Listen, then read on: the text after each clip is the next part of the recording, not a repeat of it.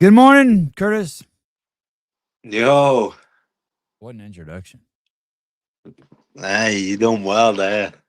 I thought it was I had to check during it. I was like, is this playing at 1.5 speed? Nope, that's just normal Kurtis speed. Getting in there. I like to get stuck in.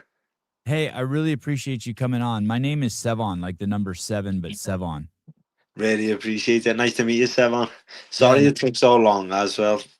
Nightmare it, and I'm a terrible at setting my schedule. Hey, do you have an assistant, Kurtis? No, but my sister basically is. Yeah, you're probably there where you need someone to keep a calendar for you, huh? Definitely. It's just because I just think, all I need to be is a training, so I just need someone else to remind me with things. Yeah. Your dedication is like pain. I mean, never mind. Don't listen to me. You don't need an assistant. Your dedication to what you're doing is really working for you. Hey, how old are you? 23. Born in 2002. Yeah. Wild. And before we start, we'll do a little geography lesson. And where are you on the planet? Liverpool, UK. And I've been to England a dozen times, and I never knew Liverpool was on the other opposite end of the country from London. Yeah, now we're like 4 hours away. Are you close? As the bird flies, are you closer to Dublin than London? Most likely, yeah. Yeah, wild. I'd probably say Scousers are more like Irish people than actually English people. Say that again. There's some words in there I don't know what they mean. So I'd probably say Scousers, what you call people from Liverpool. I say they're probably more like Irish people than actually English people. Oh, interesting. That's what I'd probably say. Me like. And say that word again, because I always hear you guys say that word, Scousers.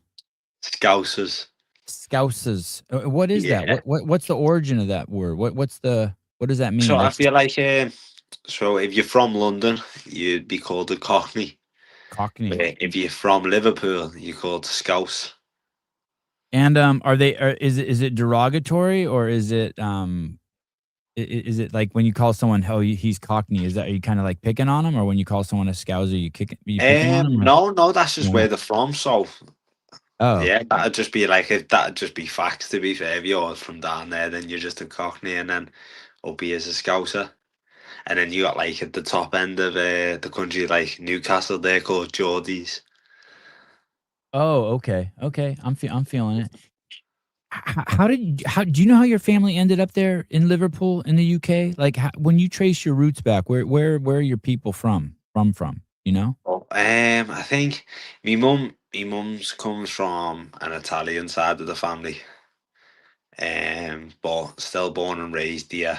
And I think my dad's most, I think he's got Scottish or Welsh in him, one of the two. But it's like it's going way back. So, but really just like born and bred in Liverpool. How about your grandparents on your mom's side? Are they born in Italy, or are they also born here? I think Or one of when I them say was here, me. London. Um, I'd probably say I think maybe one or I don't know if it was the both of them, but I think they were born in Italy. Both born in Italy, so your mom's first generation. Yeah, I think she comes from like an Italian generation. Does she speak it? No, No. Okay. so it's Okay. passed down for a few generations. Okay. Um, it's a wild resume you have. You've done so much at 23. Can we just go back to the day you were born? When you do you have siblings? You have a sister, I guess. Yeah, one sister. And is she older or younger? She's older. She's a couple of years older than me. And you're born and raised in Liverpool. Yeah. And what is Liverpool, a big city? What's it like there?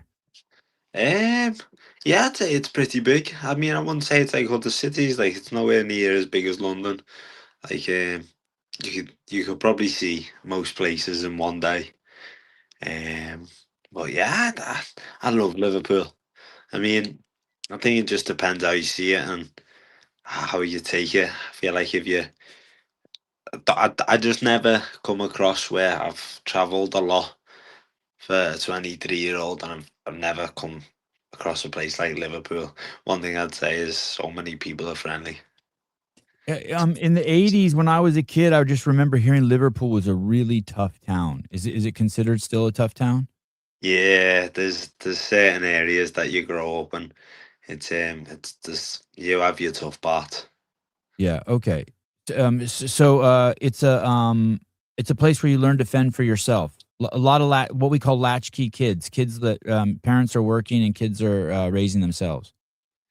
Yeah, I mean, like I was always grateful. Like my dad worked away quite a lot. My mum, she sort of raised us, but she worked. So it's just sort of I was always in the gym as a kid, and that's just sort of what I fell into, and I got sort of just brought up through the gym, and yeah, I can't complain because I had a good childhood. Obviously, I had a few little bumps and hiccups where you face your first problems, but other than that, like.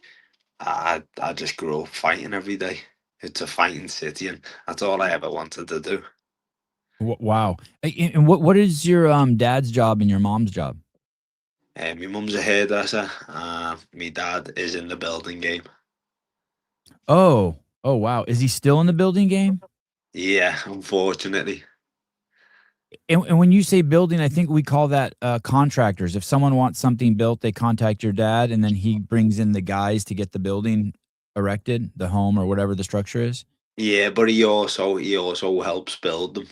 Oh, okay. He's a hand. Your dad could build a house. Yeah, definitely. Wow. So he's the person that I want to keep in touch with, defo, for when I need him. Have you done construction yourself as a summer job? Oh, No. I couldn't work with me dad, definitely not. And I don't think he could work with me. Um, but you are very close to him. Yeah, definitely. He's my coach, so I work with him in that sense. And when you say he's your coach, does your dad have a fighting pedigree? He used to grapple back in the day. He grappled quite a bit, but he sort of he doesn't do it no more. He just does his weights and his running, and he sort of just lets the other coaches take over. He's sort of just a person that oversees everything for us now. Okay. So he manages the other coaches. Yeah, in a sense, he just sort of lets them know what's going on. Everyone manages themselves, and we all have like different gyms, but he sort of just lets them know and lets them know which fights are coming through, and just confirms it with the others. It's a good little setup we got going. Do you know your earliest memory? What's your earliest memory, Curtis, as a human being? My earliest memory, I remember, as in like actual kid, I don't remember too much. I only remember little bits with me grandparents that have passed now. I remember just painting with me granddad, and he had a paddy, and that was like flying around. I remember that. I think I was quite young then. And then I also remember one with me nan, and she bought me like a little bow and archer, and I was just pinging them at the window, and she was shouting at me, but liking it at the same time. And then me nan who lived across the road, I remember like I always used to tell me mum and dad that I was sick, so I didn't have to go to school. And I could go and stay with her, and she'd just feed me all day, and I didn't have to move. I'd just watch movies all day. So that's where I always wanted to be. So as a kid, I'd probably say it was a lot with my grandparents. Yeah, that sounds like a lot of love you got. Is he from Ireland? No, no, No. these are all Liverpool, born and bred. Uh, and did you play with your sister a lot? Were you physical with your sister? Did you and your sister wrestle and your sister rough you up a lot as a little kid? Um, she's a fighter. She joined the gym as well, so we used to have a spar. I'd normally let I punch the other lads up. To be honest, I'd try and get out of there. I had enough of it, but I'd say nowadays I get the better edge. If she tries to do it, I reckon I get in the edge now. But she's was my sister was always the bossy one. She Do was you like having a second mum. do you remember how old you were when you could finally take your sister? Probably a couple of weeks ago. Nah, I'm only messing. Nah, I'm still not brave enough now. That's funny. My sister's 2 years older than me, and I remember it was like 7th or 8th grade, and I realized, "Oh, I think I can take her now," and we got into a little scrap, and then that once I realized I could take her, I just stopped fighting with her. Yeah, nah, see, I live. She's a tough one, like Um, definitely. We had that handful. uh, when, um, when you're little, do you remember what your first sport is? What your first physical engagement was where you were using your body? Like, I liked swimming a lot. I was always at swimming. My mum and dad sort of thought it was a key lesson to learn, like maths and English and stuff like that. They thought swimming was always very valuable. So I was always at the swimming pools and like swimming classes. And I used to race quite a lot for the school. So I'd s probably say swimming was my first physical sport. and, did you have a stroke that was your best stroke? Front crawl. I was a unit in front crawl. I don't even know front crawl. Is that freestyle? Is that one just where you throw your arms over normal? That? Yeah. Yeah, that's it. It's almost like we don't speak the same language. Oh, this is. I, it's the same with English people here. You walk out of Liverpool, and it's completely different. Yeah, it's like 20 minutes up the road, like Southport, or like Preston. That's only like 30 minutes down the road. So it's a completely different language to what I'm speaking now. When I was listening to your podcast, and anything I could find about you in the last 48 hours, and when I have headphones on, I understand you perfectly. But if I'm just watching you on TV, I'm like, I'm lost. But once I put you like directly into my ears, I'm like, okay, I know what this guy's saying. I know what this guy's saying. Yeah, you got to get in there. You got to get past the grittiness of the accent. Yeah, it's awesome. Hey, Curtis, I had this guy on here and he holds the world record for the beer mile. So you run 400 meters around the track, you drink a beer, and you do that 4 times. And I want to say he did it like in 4:27 or something. And he had a track coach in high school who only let him train 9 months a year running track. And 3 months a year, he said, you have to go in the pool and swim. and he said that was one of the greatest gifts anyone ever gave him, because if you're injured, swimming's the go-to. Or if your body Yeah. needs to heal, swimming's the go-to, because you can still work out and get all the training in, but it's just crazy low impact and you could almost always do it. So it's pretty fascinating that your parents were wise enough to give you swimming. Yeah, definitely. I think obviously, with such a young age, even if you end up in that situation where you fall in somewhere like that, you want to be able to at least handle yourself, or if you get into that danger where you're away with your parents, you know what I mean? My mum and dad always wanted me to be a strong swimmer, and my sister's a strong swimmer too, so it's it's in us now, like, and I'll probably be doing the same with mine in the future. I think swimming's vital to learn. Is it any part of your MMA training? Will you get in weekly swimming? Um, I go to sauna a lot, and the sauna a lot will be like my leisure centre by mine, and they have a big pool. So in between sauna sets, me and the boys jump in, have a little grapple in the swimming pool, and then or a little swim, and then straight back in the sauna. So I used to do quite a lot back, like when I travel. I do a lot of swimming sessions. Dominic Cruz, when we were over in America in San Diego, he gave us, like, we went round to his house and we done a swimming session in the back of his, and it was like really good. So since then, I've always tried to keep it involved in some sort of training. You think it helps? It's played a significant role in your engine, in your cardiovascular capacity. Um, I'd say the main reason for me engine is definitely BS coaching. My strength and conditioning coach, he's got me working like non-stop on me conditioning side of things, or me grip strength, and I'm non-stop working with him, so I'm not going into tired out. Like, I find it better when people tire out. I become better, and I find myself, as the fight goes longer, I enjoy it more because it exposes a lot of people. I feel like when people start getting tired, that's when you start catching people out, or people stop being sharp. So that's when the fight gets good, I think. When do you remember how old you were the first time you realized you had a good engine? Um, I had that fat boy engine. I was a nice fat young kid when I was younger. So I'd probably say when I was out working my opponents, and they were in a lot better shape than me, but I was always finishing them, and I never felt out of breath. I was always up for a little scrap when I was younger. Tell me a typical engine workout. What did you call it? BS, strength and fitness. What does that stand for? BS coaching, so it's Billy Swan coaching. So it's Okay. me strength and conditioning coach. He's called Billy Swan, and he just, like, it's different. It could be from assault bikes to sprints. It could be hill sprints, or going on the like a running track and doing sprints there. So he's got the. It just literally depends how he's feeling that week. If he wants to be nice to us, or he wants to be horrible. And Um, most of the time it's horrible. Like, tell me a horrible one, a horrible session.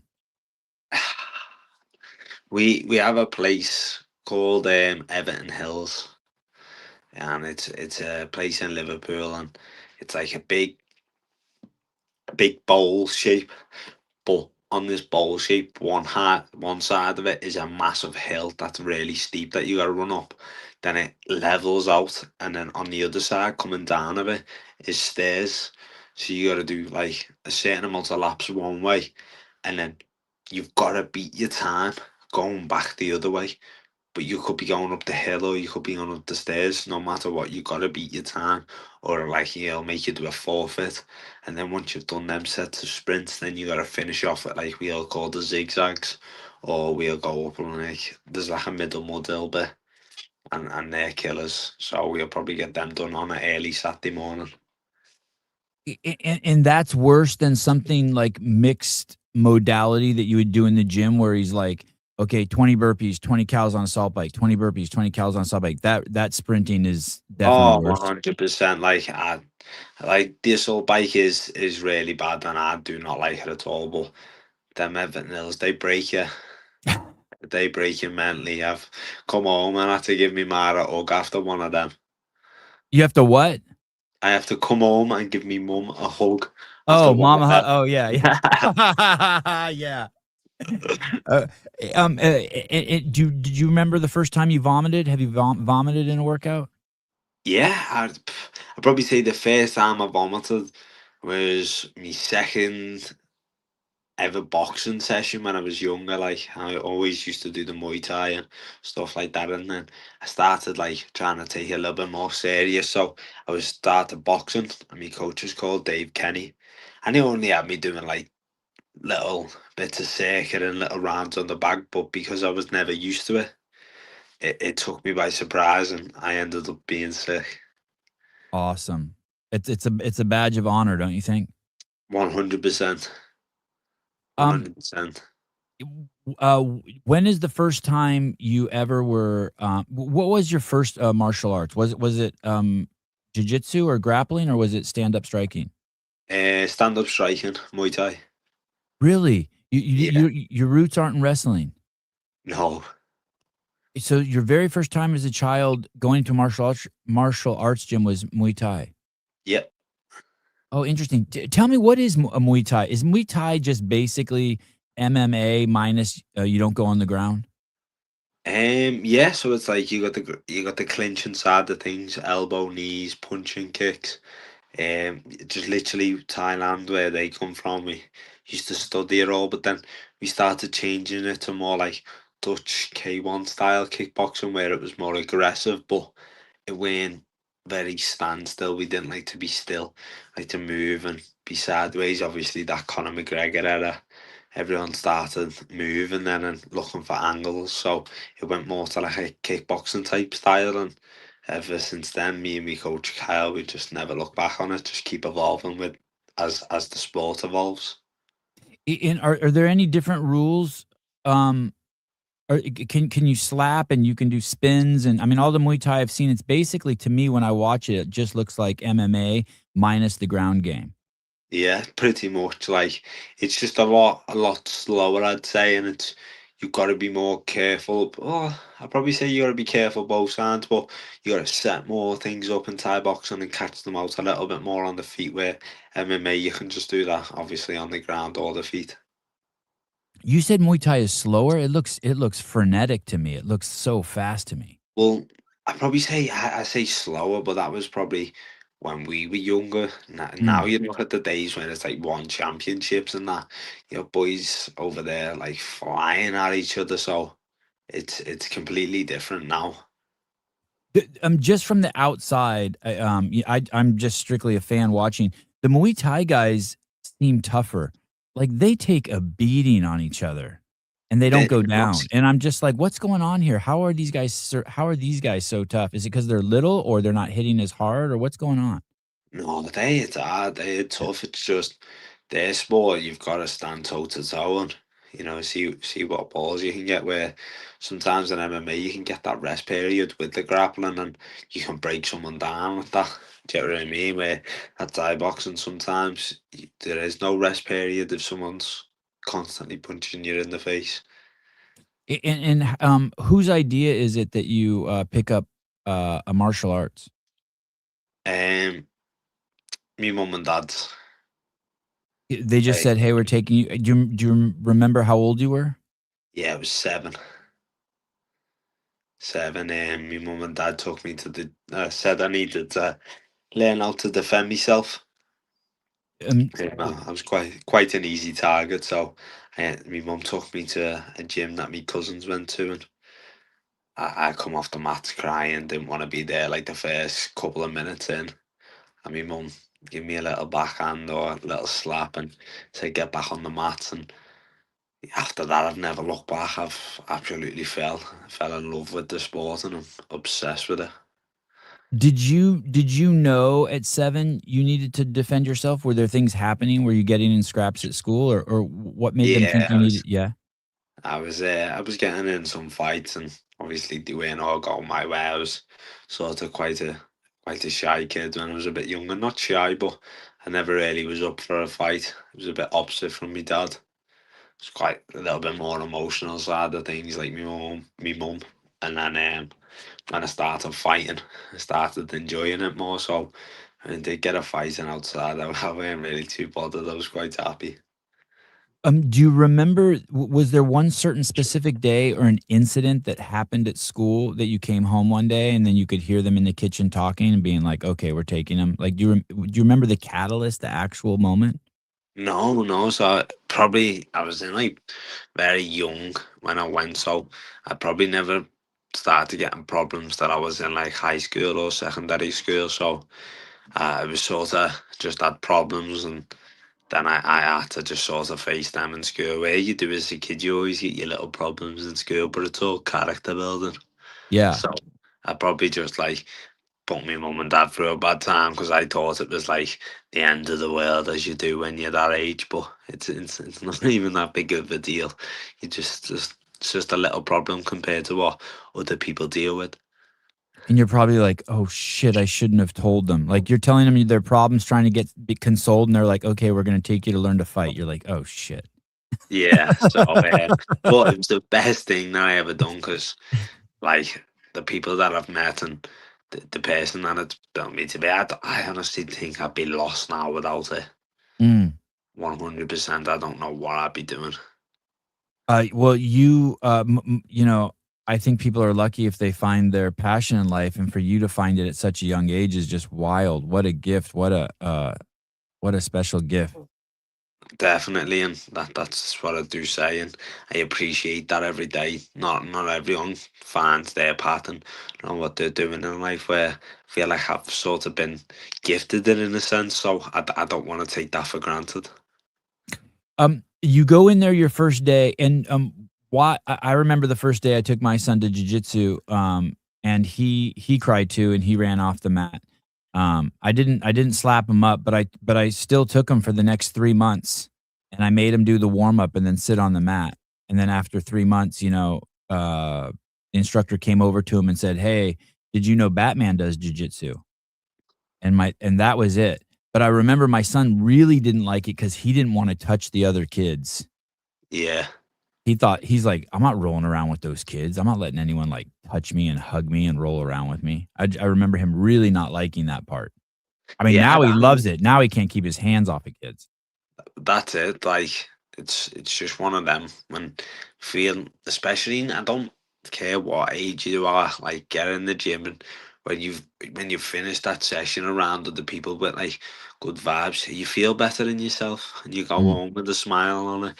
Don't get me wrong. I wake up dreading to go to that session, but like I've trained 3 times today now, and I can just chill out, and I've got the rest of the day to just sort of chill with the family or play the game. So I can't complain. It's a good life at the minute. I just now I've got to get my UFC debuts on rolling. That's what I'm looking forward to. Are you living at home with your parents still? Yeah. And have you ever lived outside of the house?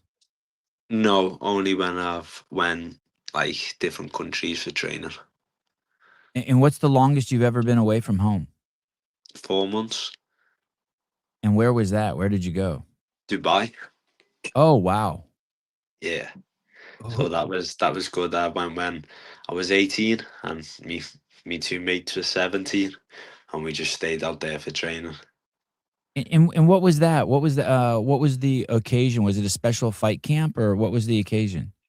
Just lockdown was coming, and the UK was going on lockdown, and just see it sort of seemed everyone was going to Dubai, and I was just on Call of Duty with my mates and said I don't want to be here for another lockdown. Should we go somewhere and trade?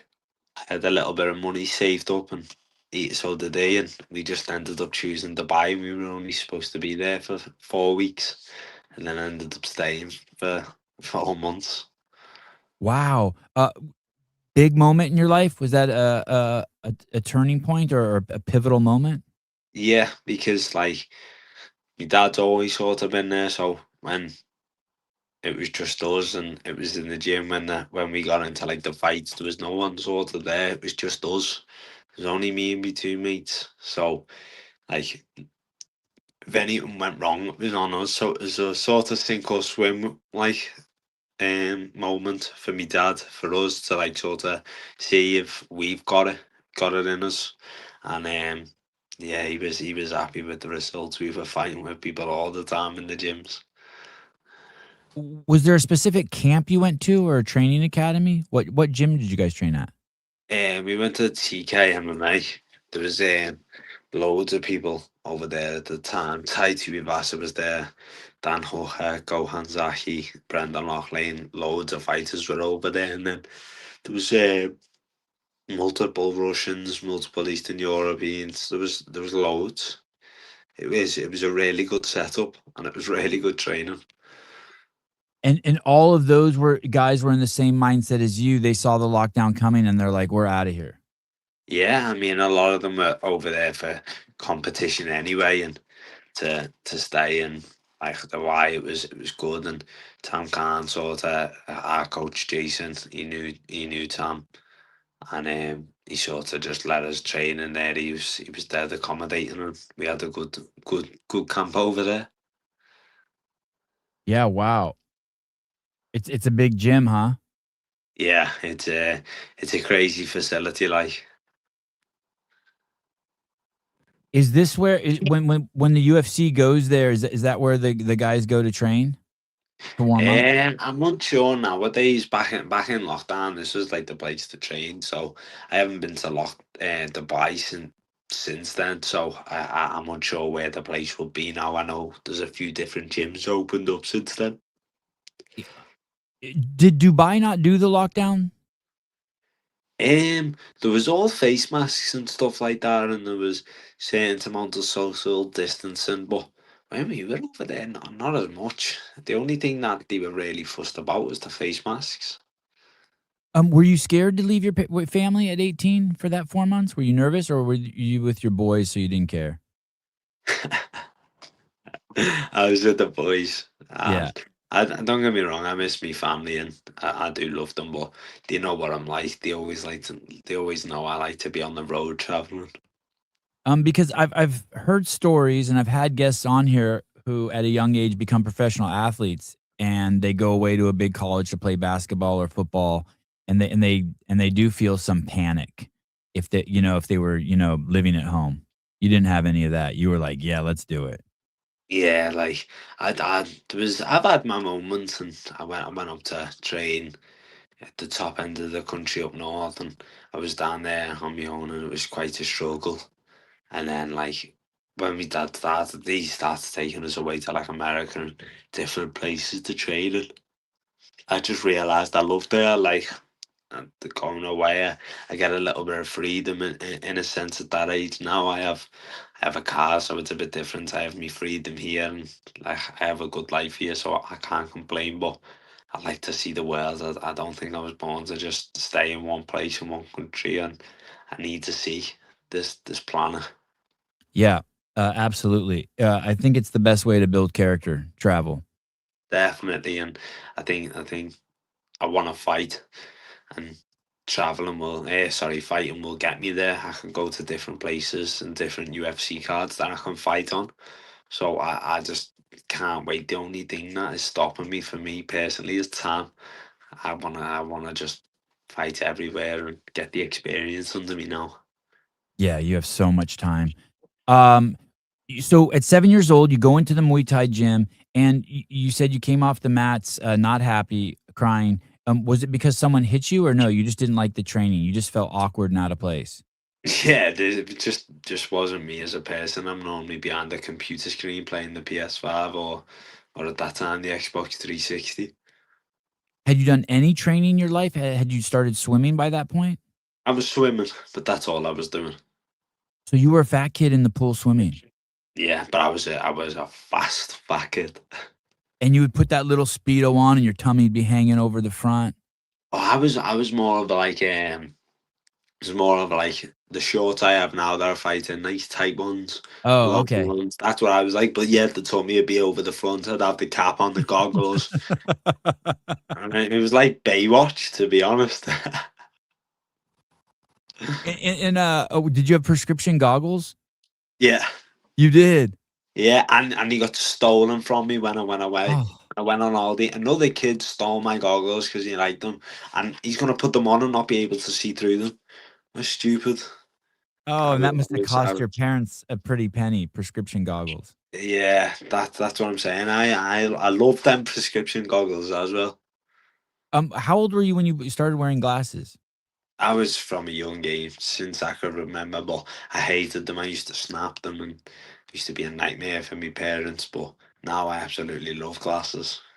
Yeah, what is your where can you see close or far, or what's your deal with your eyes? Like, what's the I'm long distance. I can't see short sighted. and so what's it like when you're does it matter when you're in the ring? Does your vision affect you at all when you're in the ring without glasses? Not no, like obviously not now, but I don't wear contacts or anything like that. But it's like quite blurry. Um, and the ring is bright though. It's not like there's not enough light. Like for me, if it's dark, my vision goes to shit. But even if it's bright in there, it's a little blurry. Like when you're punching the guy, he looks a little blurry. Like if he had zits and shit, you wouldn't see him. No, definitely not. Like if they're over the other side of the cage, like trying to stare me down or anything like that, I can't see none of that. Oh, that's awesome. So, notice to other fighters, if the guy's standing across the ring from you, staring you down, you have no idea what he's looking at.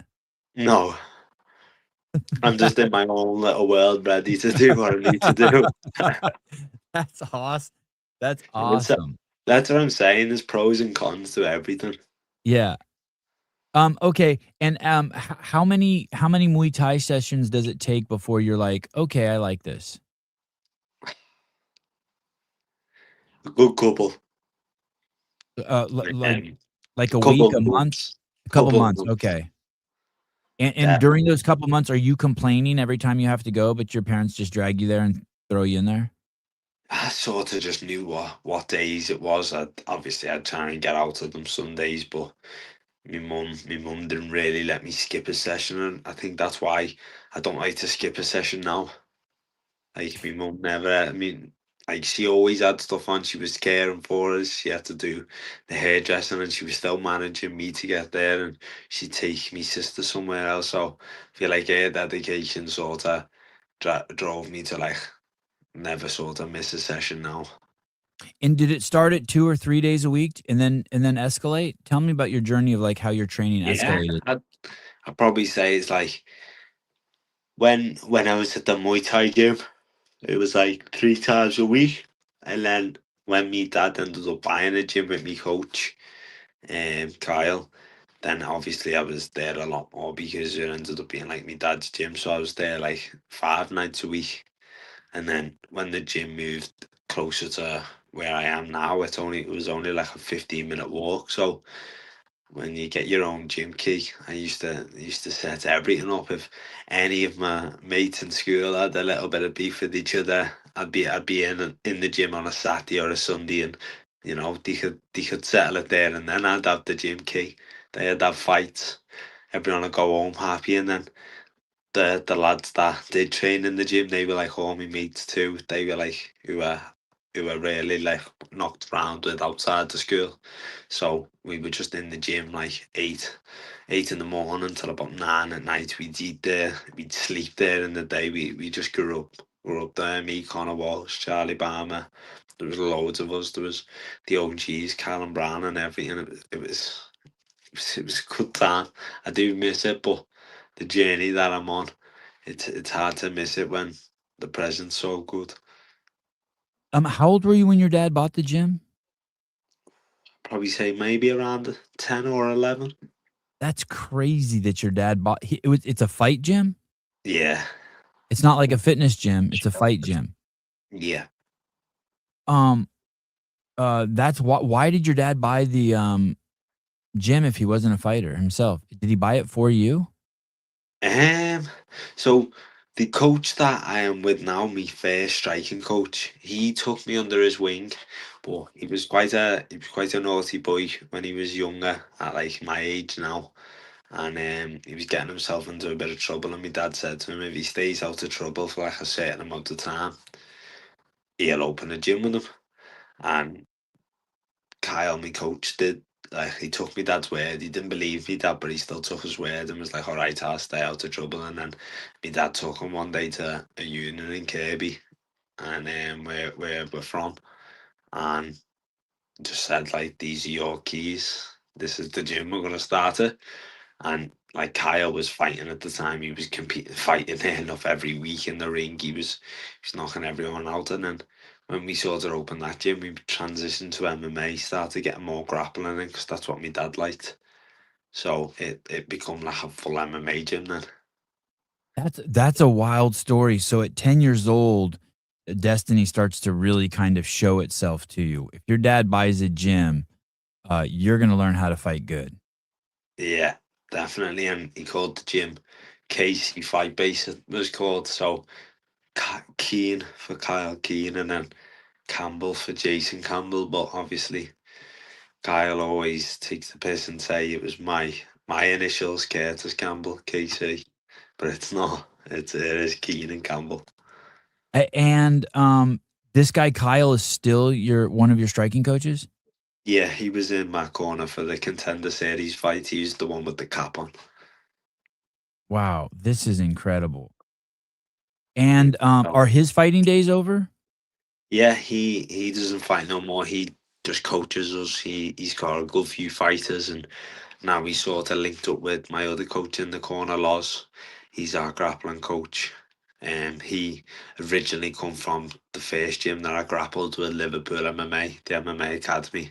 We're still there now, and Jason Tani, he's our jiu-jitsu coach. So Loz was from that gym, and now he's doing his own thing, and we go with Loz too. So it's like a big in-house family. Yeah, that's amazing. And it's been so now it's been like that basically since 10 years old to 23 for 13 years you've had the same camp.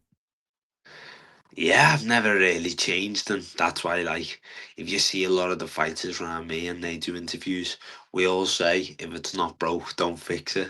It Mm. is just a young group of kids that have really just got to the UFC because we've had one dream. Are there other prospects in your circle, in your orb that have UFC aspirations?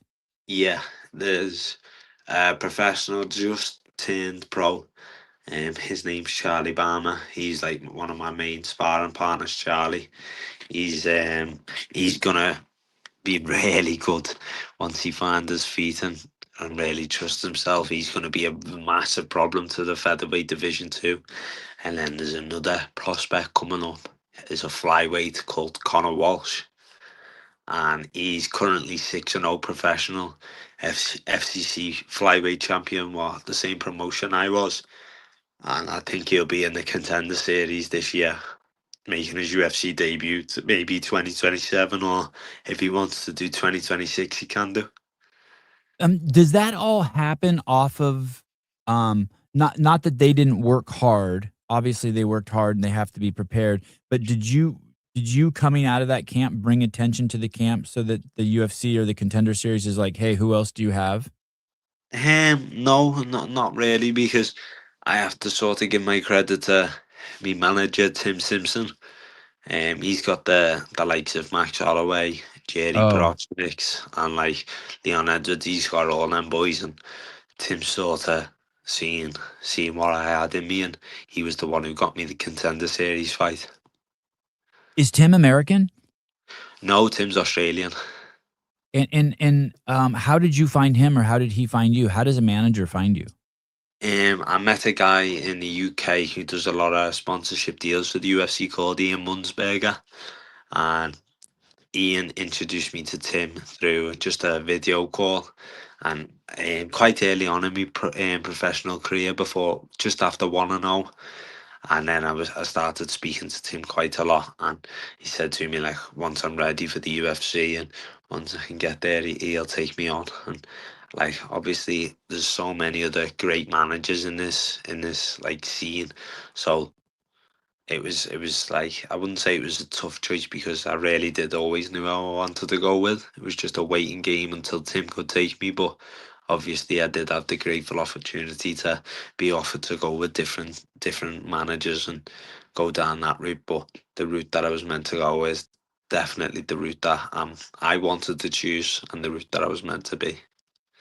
Yeah, being with someone who's with Max is pretty wild. Max is mean, max is max, right?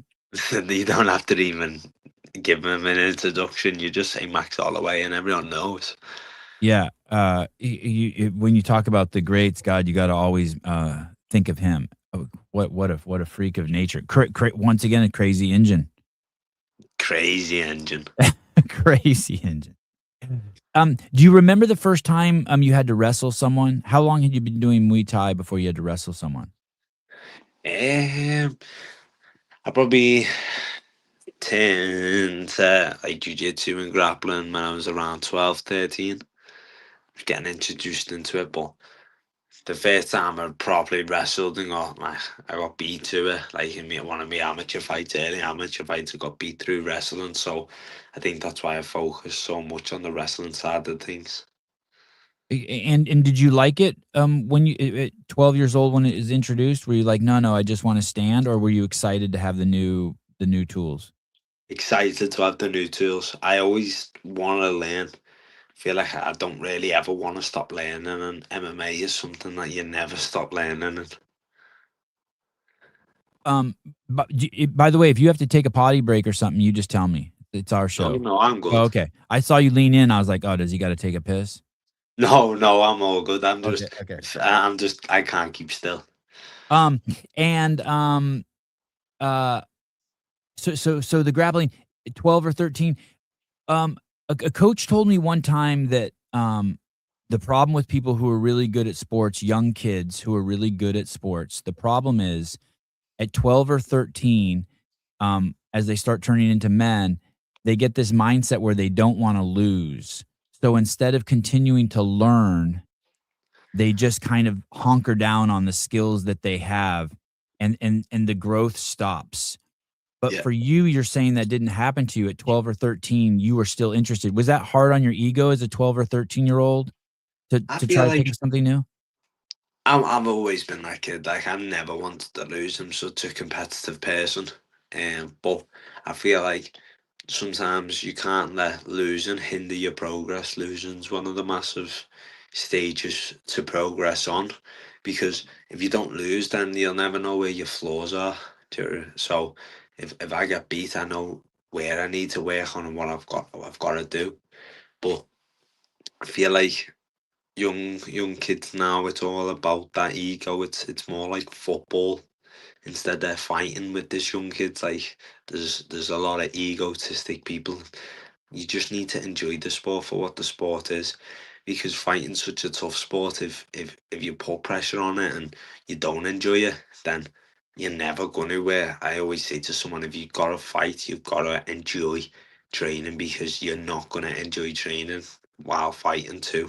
Because like that's one thing that I do say to me friends, if they're looking to fight, you gotta enjoy the process before getting into a fight camp, because the fight camp can be grueling. So you just gotta remember it deep down, like this is why the reason I'm doing it, and I do love this sport. It really is, of all the sports, put in the hard work, right? And then cash your check when you're in the gym. And if you don't put in the hard work, you're not gonna have the check to cash, right? And then you'll really hate life. Yeah, well, it creeps up on me. It's like a bad thought in the back of my head if I don't go to the gym. Like I've got that demon voice speaking to me. Why are you not in the gym? Someone else is in the gym and you're not in the gym. Do you know what I mean? So I've got to be in that gym. Oh, that's nice. And so you can leverage that. Yeah, there's like uh I can't. I feel like you have to train. There's no excuses, no matter how sore you are, stuff like that. As Khabib says, no one cares. No one cares.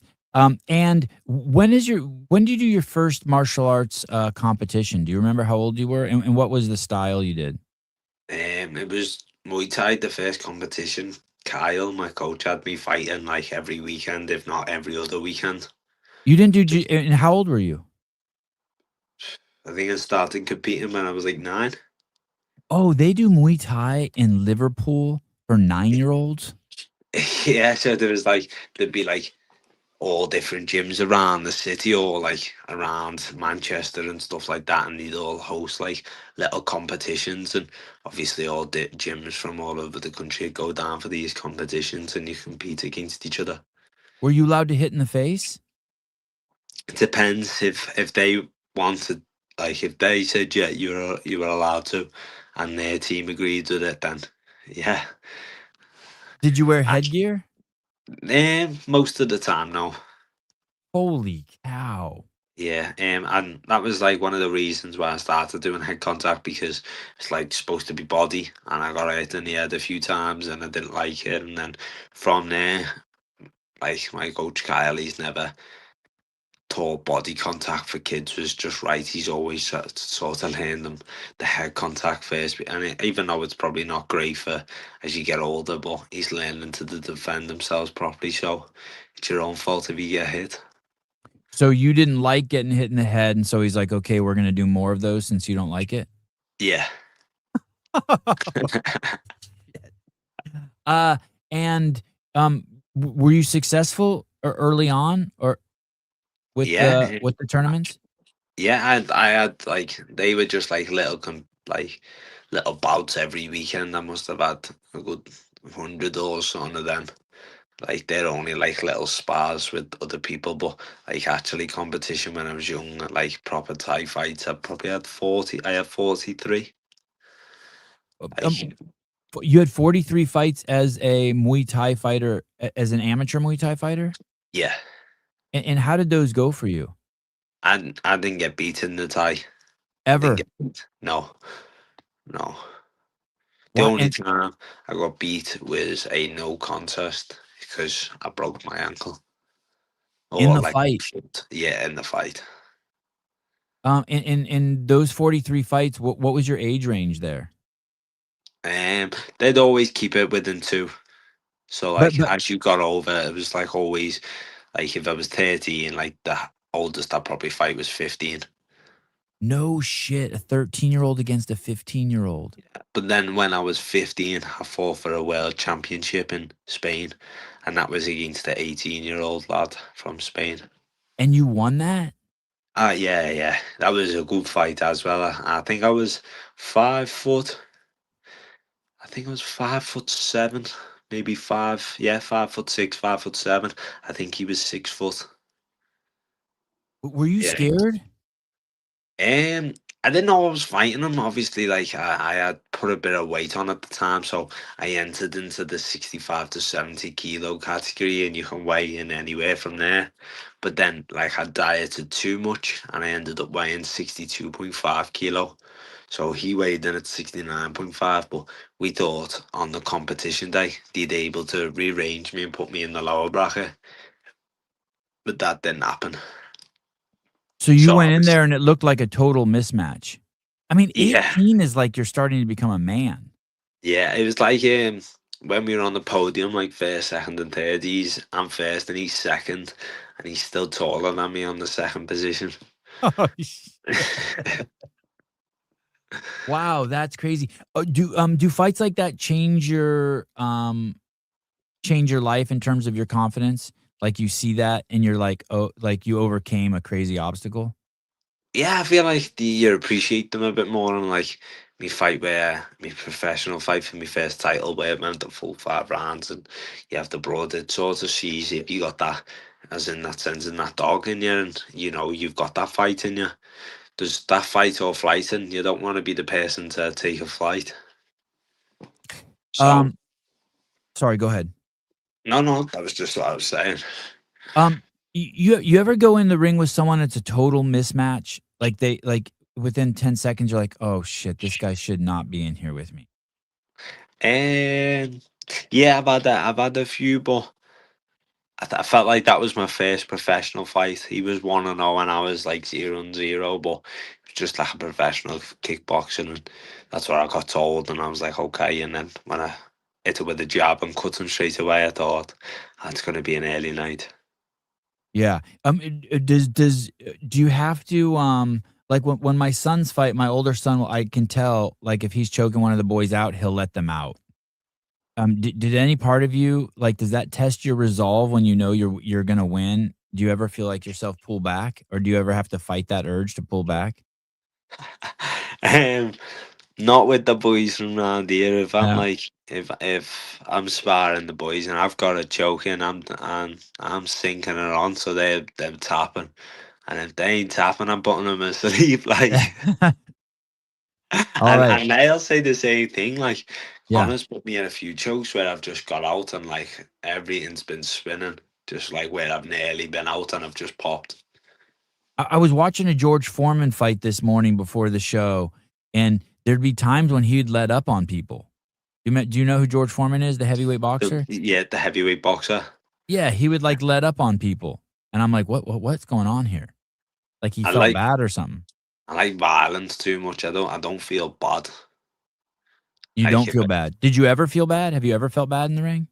no, but that's why I always thought it was bad. And then obviously it's just a guilty pleasure and things. So I just learned to like I'm happy with that. At the same time, it's my job. If you want to be in there too, then you should like violence as well.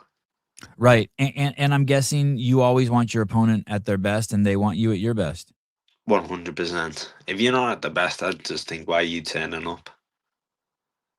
Uh, Kurtis, after one of your fights, I noticed, someone came and put a necklace around you. Yeah. Was that a cross?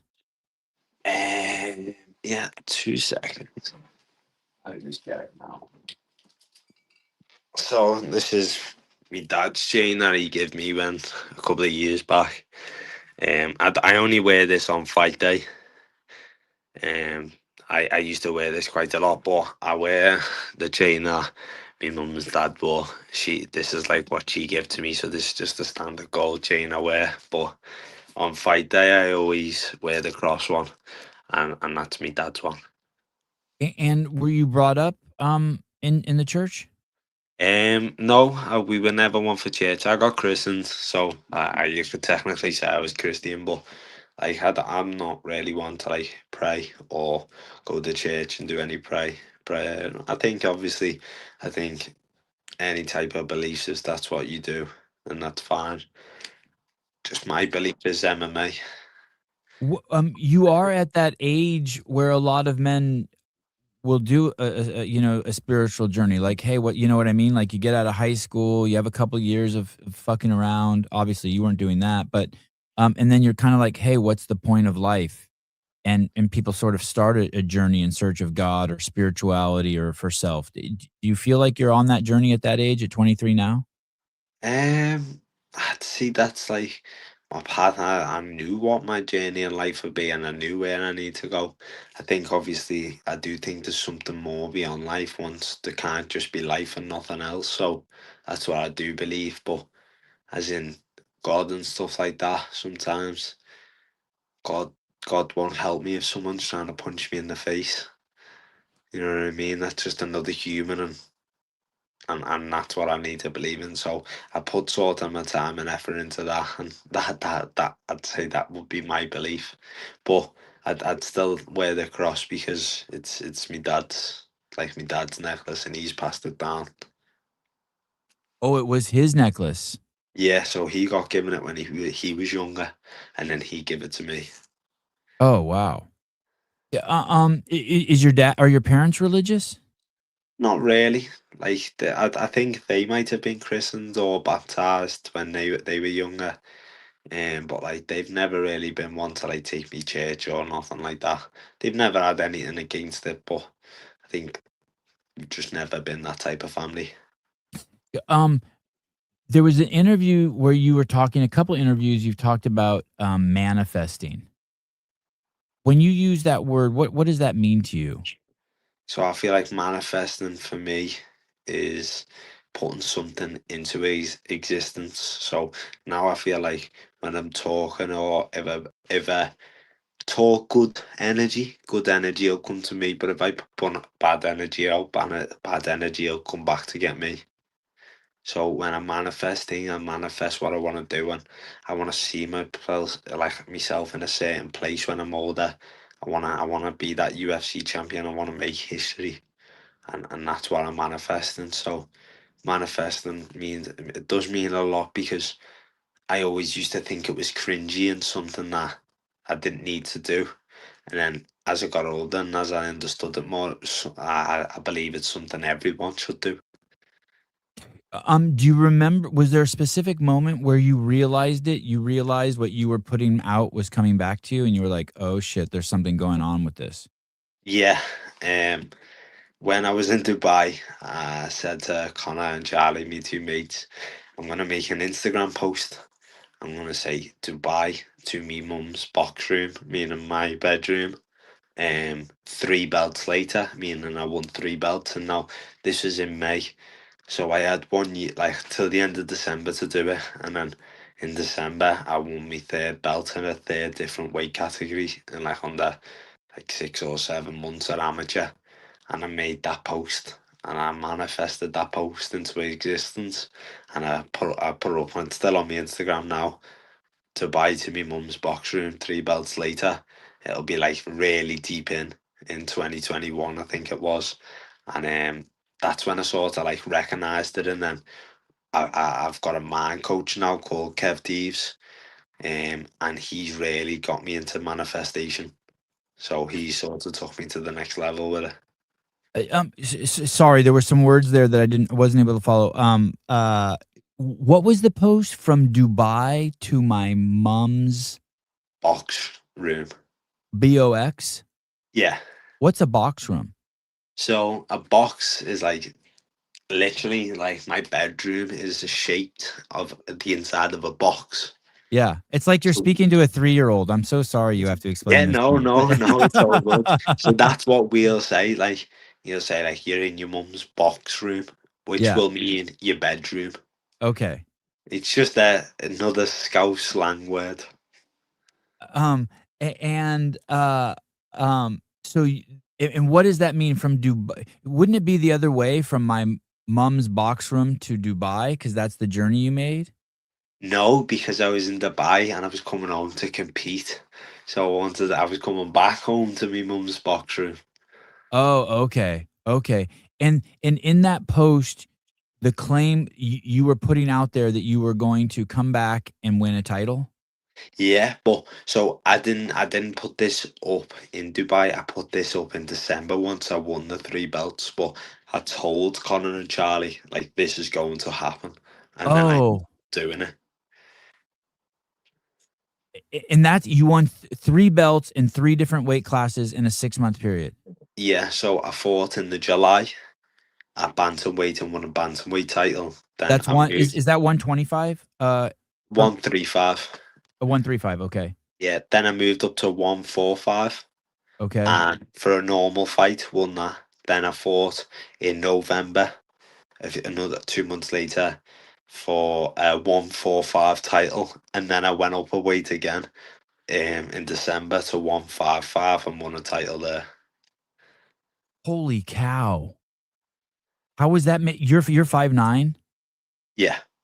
How was that making 135? So I used to fight at 135 like all the time when I was younger, and then obviously I got older and put a bit more weight on. So that coming back to make 135 was horrific. I think I done 7.3 kilo 12 hours before the fight. Wow. Sorry, before the weigh-in, and that was horrific. Uh, wow. You ever hurt yourself? You ever lost so much weight where you couldn't fight? You had to call off the fight? No, No. I've always made weight. Wow. Always. So, but like you could have called that fight off. I couldn't see. I lost vision. And I weighed in hours later than my opponent, and I ended up. I think I weighed in at 61.2, and then from the next night, at fight night, I weighed 72.6. Oh my! You put on 12 kilos. Yeah, I was Oh, huge. So I was fighting at 135, but walked in around like 160. you lost so much weight that you lost vision. Yeah, yeah. So like I was just sort of like waking up and sort of In and, just at the in and out bottom. of consciousness. Yeah. How did you make the journey to the scale? Was that hard? And yeah, my dad, so it was in like Preston, so it was like 30 minutes away from my house. So he had to drive me there. And I was just in the passenger seat. And then like my coach said to me, like, now walk in there with your head high. And I went to walk in and nearly fell over. So then they had to like carry me up the stairs and like take me onto the scales. And then I was just lying on the side of the gym, throwing the water back up that I just had. It wouldn't settle because I had such a bad reaction to it. Dude, your dad must have been scared shitless. Yeah, he was. He was. He weren't in a good place, but my coach Jason Tan, he'd seen like bad weight cuts before, but he just sort of got me through it. Just like kept encouraging me, and he was the one who made me make weight that day. So I thank him. I can't thank him enough for that. Okay, hold on a second. So you weigh in. What time did you weigh in? 3 o'clock. And when The weigh-in opened at 10 a.m. Okay, and what time did you fight the next day? 10 o'clock at night. Okay, so you weigh in at 3, and then you lay down and you try to drink some water, and you Yeah, throw it up. yeah. It just everything come back up. So I had to have baby food. Yeah. Wow.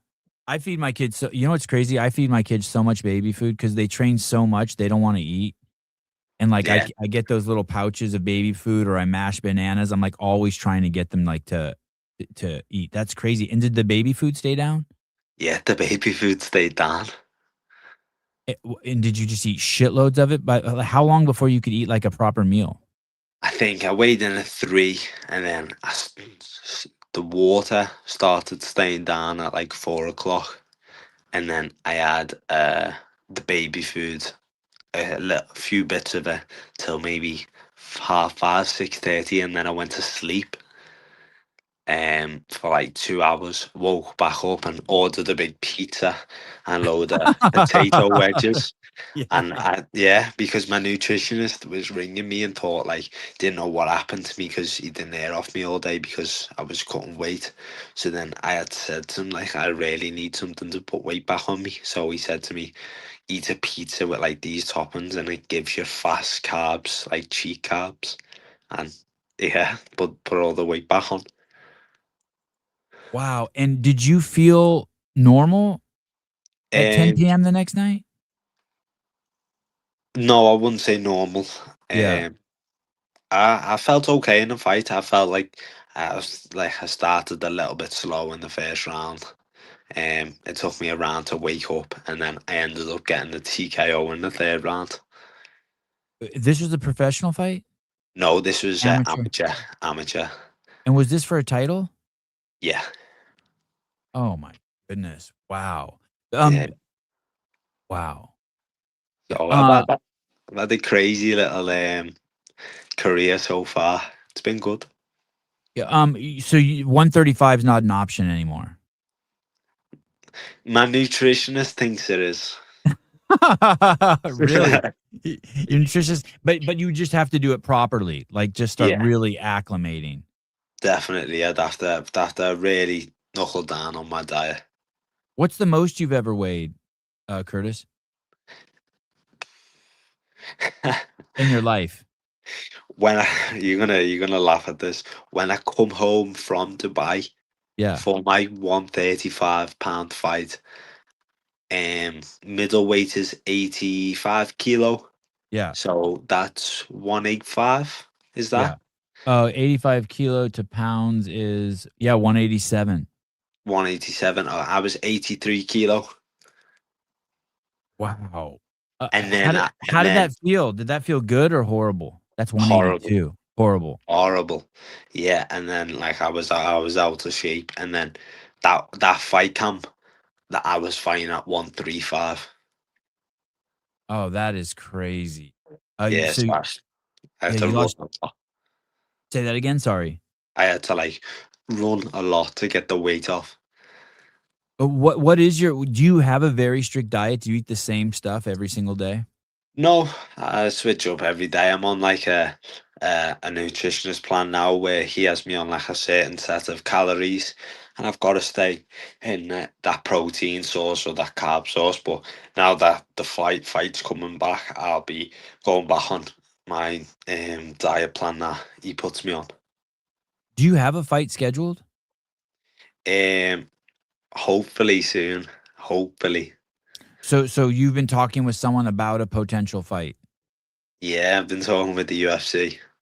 And do they how much information do they give you? Do you have dates and names even? I've got a date set in place. Mhm. I'm just unsure if I can say it or not, so I won't risk it. But no name yet, just a date set. There's all this talk about this UFC White House card, and all these people are talking about all the big names who could be on it, and I just keep telling all my friends, I don't wanna see any, like, no offense to them, but, like, I'm not interested in seeing Connor or John Jones or Kamaru Usman. Like, I'm kind of done. I'm like, they had their time, and let's use that card to elevate, people like you or Patty or just new, you know what I mean? Or Ilya, like, just new the new like, if it's an opportunity for the sport, let's shine the light on the guys who are gonna be here for the next 10 years, not the guys who are like, "Oh, I can get one more fight out." Yeah, That's kinda definitely. my I can see where you're coming from, and I yeah. understand why. Yeah, And like, I wanna draw attention to the next 10 years. Not that I don't I love all those guys. I love Colby Covington, but it's like, "Hey, like, that sorry, just the window closed for you." yeah, you don't need Colby Covington on a White House card, like, because we want bangers on there. You want good people that are gonna put a show on. Yeah. Oh, you don't think he puts a show on? I guess his last couple fights, he's not done the He's like Colby in his prime was.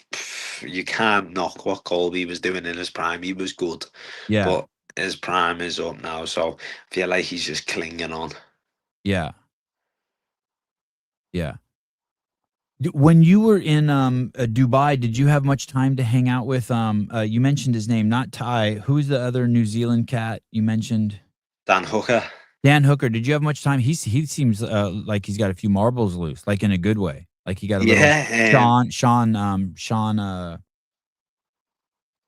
who's the other guy who's got a few marbles loose? I can't believe his name is eluding me.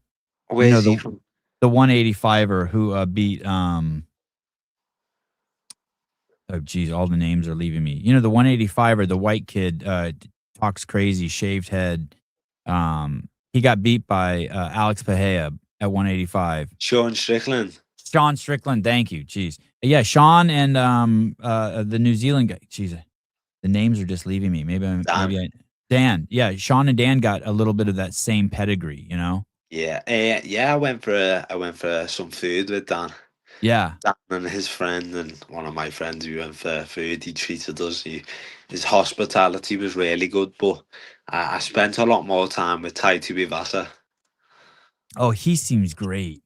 He is great. That's why he is great. He was a pleasure to be around. Like, he was taking us round in all of his sports cars. He was like taking us for food. We'd go back to his place in his pool to chill after training. He done a lot for us, and that was one of the biggest role models I've had in MMA. Definitely, because he showed me how to treat people and how I want to be treated. Mm. And even when he didn't get treated right, he still treated people right, and he didn't let anyone like ruin his day or anything. So he changed the way I look at life massively.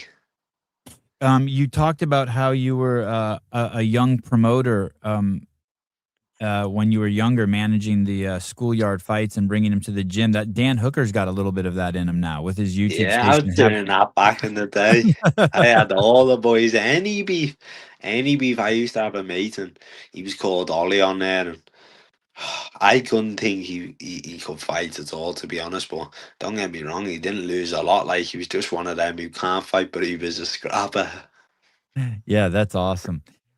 Uh, uh, 43 Thai fights, 11 amateur fights, and now 8 professional fights. Yeah, And in all of those, only one loss. yeah. Yeah, that's wild. How does that feel? Are you able to just stay focused on fighting and not worry about like losing or tarnishing the record? Does the record put any weird pressure on you? No, I couldn't give a. I'm not fussed about my record. Like, it's nice to have 8-0 and have your clean record, but this is fighting. Anything can happen. I'm not here for a clean record. I'm here to change my life, and I'm here to get that belt, and not every belt holder has clean records. So yeah, I'm not too fussed about that. Be nice to keep it clean, but I don't want to get too attached to my record.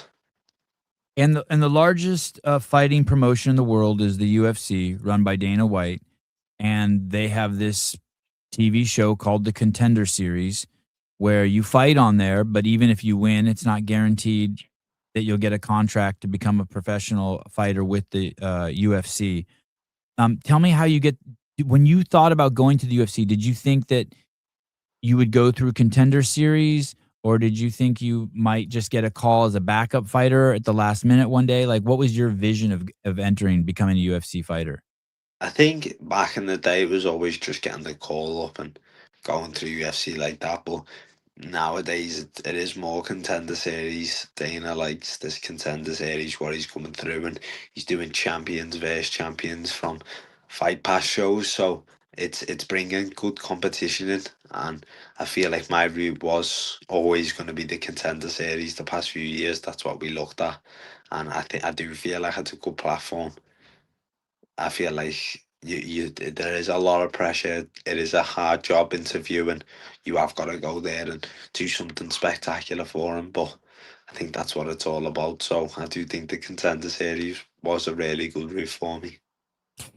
And do the promotions love it too? Because now he sort of has um like sports will have minor leagues. He's kind of anointed them. I didn't know it worked like that until you just said that, but he's kind of anointed them as minor leagues now. That's thus elevated them. He's given them, besides just putting on fights, now he's made them a pathway and kind of given them more relevancy, right? Definitely, and that's it means something to be a champion in them promotions now, because you can be you can get picked up for the Contender Series and stuff like that. So it just gives another route to the UFC, makes it a little bit easier for like the fighters here. And what promotion were you the champion of when you fought in the Contender Series? Full Contact Contender FCC. And your opponent was the champion of what program? Um, I am unsure. He fought on a EFC a good few times, but I'm unsure what champion. He did have a belt. I just don't know where he had it. I couldn't tell you the promotion off the top of my head. And so can you tell me how that happens, Curtis? Like, you're sitting at home eating a bowl of cereal, and does Tim call? And he's like, "Hey." Um, you know what? I probably wouldn't be surprised if it was a bowl of cereal. Yeah, it was just like sort of sitting at home and got that call, and he sort of just said to me like, if he has my blessing, he'll put a word in for the Contender Series, and I was like 100%. And then when I did get the opportunity, it was just whether to take it or not, and it was it the right move. And then one of my coaches, Jason, said to me like, I feel like because it's the UFC, you need to take every chance you can get there. Don't let it hold it off. Don't wait it no longer. Just take that chance and go for it. And it was really good advice. So when he calls you and says, "Hey, I'm gonna put your name in the ring to go to be a contender in the Contender Series," how long before you have that call to where you speak to him again and he's like, "Hey, the door opened up"?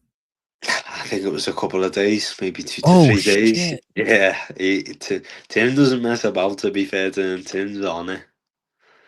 Tim's good. Wow. Okay, and then so then he says, "Okay," and in that call, does he actually give you dates? No, he just sort of said that they feel like what was my plan now, that I want like one more professional fight to go 8-0 to the Contender Series. But I said to him I'd rather just go to the gym and just get better in training and prepare for Contender Series and make sure I'm really ready for it, instead of trying to focus on something else. I just wanted to focus on that. And so when he that call, you were 8-0 at that point? I was 7-0 when I got the Oh, calls up. right, Called up. okay, right, sorry, and your contender fight was 8-0. Okay, and then Yeah. how long before that, after 2 or 3 days before you're fighting? I think that was maybe. I think I found out very early on. I think I found out last April. And then I ended up fighting in this September. September. Yeah. May, July, August. September. And so for those 6 months, you didn't have any fights? No. And is 6 months too long to prepare? I mean, for someone who's already always prepared like yourself? Yeah, I went and had a little bit of downtime with my family for a month, and we went away, and I had a few of my mates' parties, but like it wasn't nothing crazy. I was still in the gym every day. I was just able to eat better. So, but I just couldn't wait to get to America and just fight. And when do you come to the States? Do you come a week or 2 weeks before? How early do you come? I think it was 18 or 19 days before. And is that your first time at the PI, the UFC Yeah, headquarters in Vegas? yeah, that was the first time at the PI. I went out to Vegas twice in like the space of like a month. Because I went out for media and then they flew me home and then I went back for the fight. So it was the first time properly in the PI. Yeah. Those media days, did you meet the guy you were going against? No, I didn't see him at the No. media day. So they fly you from Liverpool to Vegas, back to Liverpool, back to Vegas, back to Liverpool, and then back to Vegas again? Yeah, so I went from That's crazy. Liverpool to Vegas. Then I had to come Vegas to London. It's because I had to go to the embassy for America. And then I got the train back home. And then a few weeks later, I went to New York, then to Vegas. And then obviously on the way back home, went to New York and then to Manchester, then to Liverpool. And then so So, you go out there, does your dad go out there with you the 18 or 19 days before? yeah, And what did you think of the PI? Did you enjoy training there out of your own? loved No. every Oh, second you of it. loved it. Oh, you loved Yeah, it. loved every second of it. Even being out of the comfort of your own, all the things you control in your own gym, you like being there. Yeah, I love all stuff like that, being in out of different comfort zones. I like being out of the fight, and for me, that's just like a dream come true. I've wanted to be there since I was a kid, so no one was going to take that smile away from me. And how long was your fight uh at the Contender Series? How long did it last? I think a minute and 24 seconds. Yeah. 1 minute, Uh 24 seconds. yeah, it's just crazy. When did you know, "Oh, you're gonna win this fight"?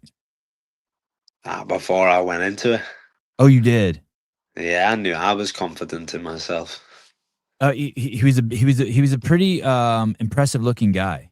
Yeah, he was a big dude. Yeah, and he looked like an action figure. He was an athlete. Yeah. And where was he from? Was he from Africa or something? Yeah, he was from Senegal. Senegal, okay. And, do you can you see the fight's so short, can you see the whole fight still? Like, if someone said, "Hey, tell me about that fight," could you be like, "I stood here, I stood here, do you have memories of it like that?" Yeah, I have little bits memories. I remember hitting him with the high kick, and I remember him inside low kicking me, and remembering it being quite a nice kick, and then I remember just hitting him with the knee and getting the punches in, and then from there I don't remember much. I think the adrenaline just really took over from there when I got the finish. I don't remember much. And you were just, uh, absolutely beside, I mean, that's a fast fight, and did you know, and so when you go in there, are you thinking, "Oh, shit, even if I win, I might not get the contract?" I feel like when I won and I went over to Dana and I was shouting at Dana, he gave me like the signature, so I knew I thought I was in. Yeah, that's a great video where he's doing that. Um, do you know ahead of time, do you have a plan after you win what you're gonna do, or is that just pure adrenaline exploding? Like, did you know you were gonna, "Hey, if I win, I'm gonna run over to Dana," or is it just you win and you just run to him? Oh yeah, just let the adrenaline take over and enjoy. I didn't have a clue what I was doing. That is awesome. So that's just pure Curtis. Yeah, just pure me. Just yeah. I think a lot of people think the fighters plan that stuff out, but I mean, maybe I'm just a sucker, but I always just assume it looks all free flow to me, like, hey, you were just in there, two guys trying to kill each other, and everything we see when the fight's over is real as it gets. Yeah, I feel like a few people have that sort of sense where they like to aura farm or they want to like celebrate this way. And I'm not forced. I want to go in there and I want to finish it. That's the only thing I want to do. The rest, I'm not really planning on. The only thing I'm planning to do is finish it. What's that mean, aura farm? Is that an Urban Dictionary term? Most likely, yeah. So like someone's aura. So like they're making them look good in a sense. Aura farming is a viral Gen Z slang term for intentionally doing stylish, cool, or impressive things. Ah, Yeah, so that's what I feel like people try and do too much, where you just need to be natural and just do yourself, be yourself. yeah. I don't want to be anyone else. It's probably a little unsettling for people to fight you because you don't fit into a category, with the pink shorts and the glasses and the strong accent, and they're like they can't put you in a box. There's a bit of chaos that comes with you. Yeah, Yeah, and maybe a like, lot of chaos. yeah, that's what I said. Like, if anyone wants to try and say anything to me, like, I'm not. It's not gonna bother me at all. I got built up on Modern Warfare 2 lobbies. I grew up in party chats, where you get teared. So I was built from young, ready. With for a sharp tongue and lots of back and forth. That's it. I feel like if you don't, those Scousers have a sharp tongue. Uh, Jeremy, Derek Lewis planned on saying my balls is hot. I don't think he planned on saying that. No, definitely not. God, Definitely I'll not. never forget that. He just took them Did you watch shorts. that fight live? Did you watch that fight live when he took off his shorts? No, I didn't see that until afterwards. Oh, it was so good. So ridiculous. He is. He's a legend, Derek Lewis. Let me ask you this. Let me push on you a little bit here. What's the earliest do you think? Could you tell us the earliest we might see you fighting again? March. Wow. Wow. Oh boy, that's a treat. That would be a treat. Yeah, so that's soon. Yeah, that's a treat. And are you always in shape if they call you? Are you in shape? I'm ready whenever. Yeah, you ready to beat someone up whenever. Yeah, whenever they want me, I'm there. Um, do you have a plan um as your career escalates to protect yourself? I don't know if protect's the right word. I don't want to use that word because I don't want to say you're threatened, but as distractions come in, you buy a car and you think, oh, I'm just going to have a car and it's going to make me free. But then there's distractions that come with it. You have a flat tire, the window breaks, you have to pay for your registration, you have to put gas in. You know what I mean? There's all these things you don't think about as a kid when you get a car that are going to nibble away at your time. You know what I mean? Do you ever think? Definitely. Yeah, Obviously, you gotta make sure everything's good with the time, but for that certain time that I'm fixing my car, like for that an hour period, it's gonna help me get to training back and forth for the rest of the week. right. So if something like that's gotta happen, then that's just something that I have to deal with, unfortunately. But it's something out of my control. So I mainly sort of say if there's something out of my control and I can't do nothing about it, then why do I need to stress about it? Everything has a solution to be fixed. So I don't need to be stressing about something that's out of my control and I can't fix. Um, um, but as distractions enter your life, do you put them through like maybe a flow chart of questions? How does this help me with my goals? So let's say do you have a girlfriend? Yeah. You do have a girlfriend, and is she on team Curtis's goals? Like, is she part of helping you manifest? Yeah, Um, she doesn't care about the fighting. She just cares about me. Like okay, good. Okay, good. she's never been one for the fighting or one for like Curtis Campbell. It's always just like been one for like Curtis when she's behind closed doors. She doesn't like to be in front of the camera or nothing like that. She's just a very chill person. She's good to have around. She knows training comes first. Um, she understands that completely, and she understands like the career that I've chosen. And I felt like I've also put that to her quite early on in the relationship, and like sort of told her like this is what I'm doing and this is my life, and like I honestly don't think I can't do anything else without it. So this will always come first, especially for the time being while I'm fighting.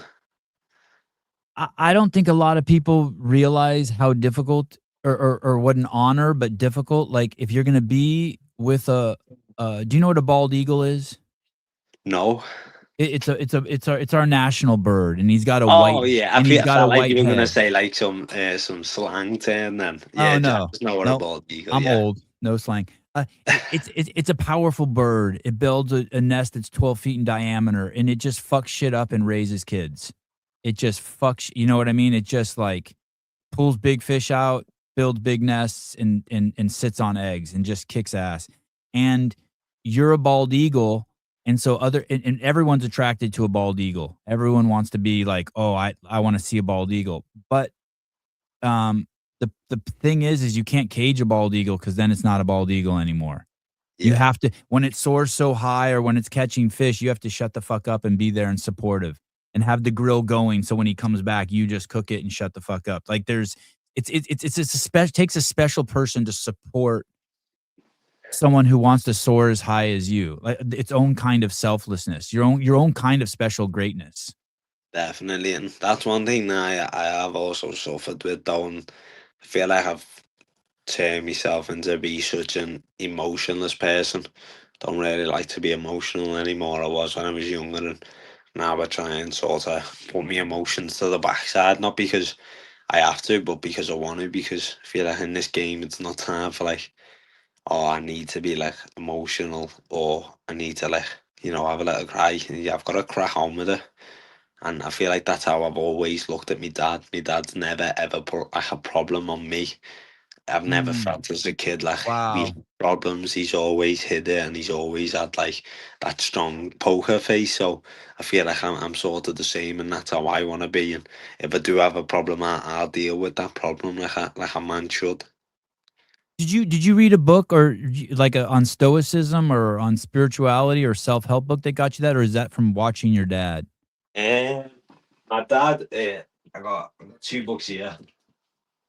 So my dad's the main reason, 100%. But I feel like I read Power, Oh, and I really enjoyed this one. This is by Robert Greene. yep. Um, but I felt like it didn't suit me as a person. It was more about power and being in control. I'm not that type. I'm not really power crazy. I just like to do me. Where the secret Mm. was the one that I enjoyed the most, and that was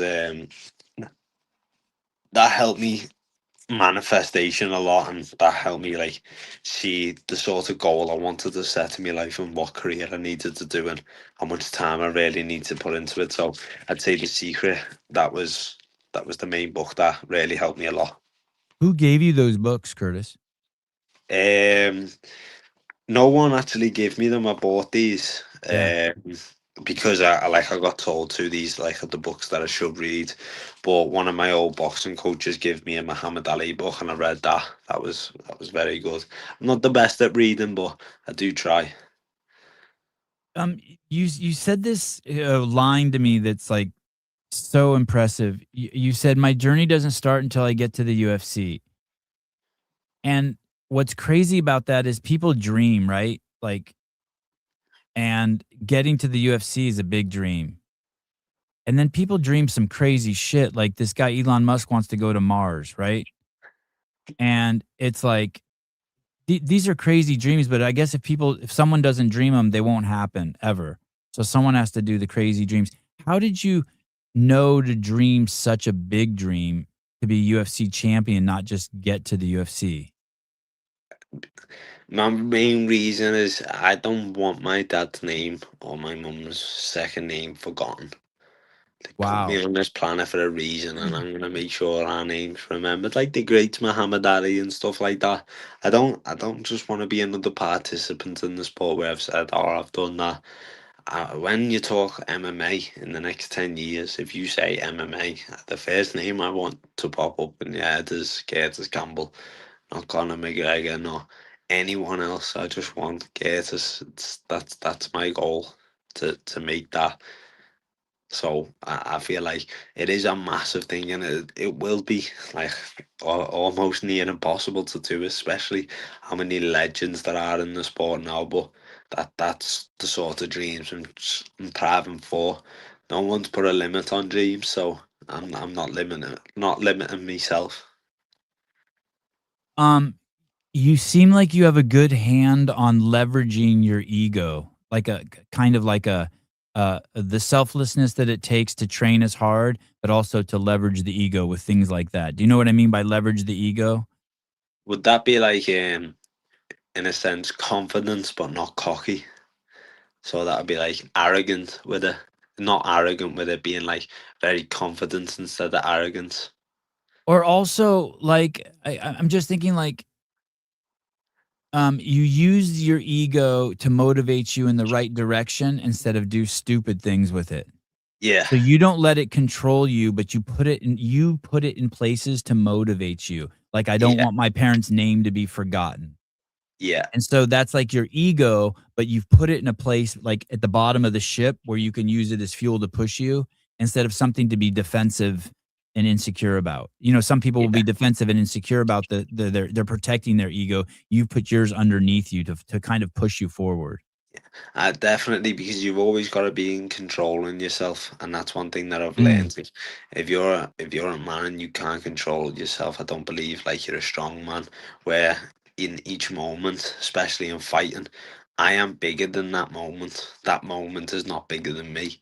If that mm. moment is bigger than me, then I get swallowed up and it takes me under. But if I'm bigger than that moment, I'm gonna ride that wave and I'm gonna show it who owns it. Do you know what I mean? And that's one thing that I try and keep in myself. I am always bigger than the moment in front of me. Oh, you said you trained 3 times today already? Yeah. Oh, it's 3 sessions with, like, a break in between them, like, 1 or 2 So hours, eat, sleep, 1 or 2 hours, eat, sleep, 1 or 2 hours? no. So that's what it used to be, but I've changed it now. So I got up at 6:30 a.m. and was running for 6:45, and then I come home, have like maybe 2 hours rest, and then at 10 a.m. I've got wrestling, and then straight from wrestling, and I finish wrestling at 11:30. I drive to my next session to the other gym with my coach, and then I had striking pads for 12. And you just eat in the car while you're going over there? No, I'll eat after in between the running and wrestling. I eat then, and then that food or that protein shake will fuel me for the next 2 sessions, and then I'll refuel afterwards. You're not just starving after wrestling? No, I'm a bit hungry, but I can wait. Wow. Wow. I can wait. I God, need you to have get my training in. God, you have a great, shoulder on your head. Obviously, Pink Panther, got the nickname because of the pink shorts. Or did the shorts come which came first, the name or the shorts? The shorts. The shorts. And you've told the story, a ton of times. Your dad was taunting you, being like, "I bet you won't wear these," Yeah, and that you're off to the races. that's it. Then if he says it's like if your mum ever told you don't touch that, you always want to touch it. That's my mentality. If someone tells me not to do something, I want to do it. Will they play the Pink Panther theme song, when you walk out? Is that like, are we gonna hear that? No, because obviously it'll be my walkout music, but I like music too much. I will not stick to it. It is a Oh, banger though. It is a it's so banger. good. I didn't even like the cartoon as a kid. I just liked the music. Yeah, see, I enjoyed the cartoon. I actually liked the cartoon as a kid. He was a rascal. Yeah, that's the best part. Yeah. It is a tune, though. I do enjoy it. When they played it afterwards, it was so good. What do you mean, when did they play that afterwards? After one of your fights? After the Contender Series win. They blasted it inside the Yeah, so in all in the Dana, Apex? Wow. Sean, Hunter, Mick, they were all there, and the Pink Panther was on. I think Pereira and Kalaev were there too. Did you ever speak to the producers of the show and talk to them about that? I spoke to a little bit with Mick, and I spoke to Hunter a little bit, and then obviously I got to speak to Dana when, um, like when you get that little chat with them at the end. But that was all. I didn't get to see them too much. But you didn't speak to any of the technical people who came up with the idea to play the song? No, no, I No, don't know oh. who played the song, but one thing I will say is all the UFC staff were great. Like every single one of them were really, really helpful. Like they were all sound.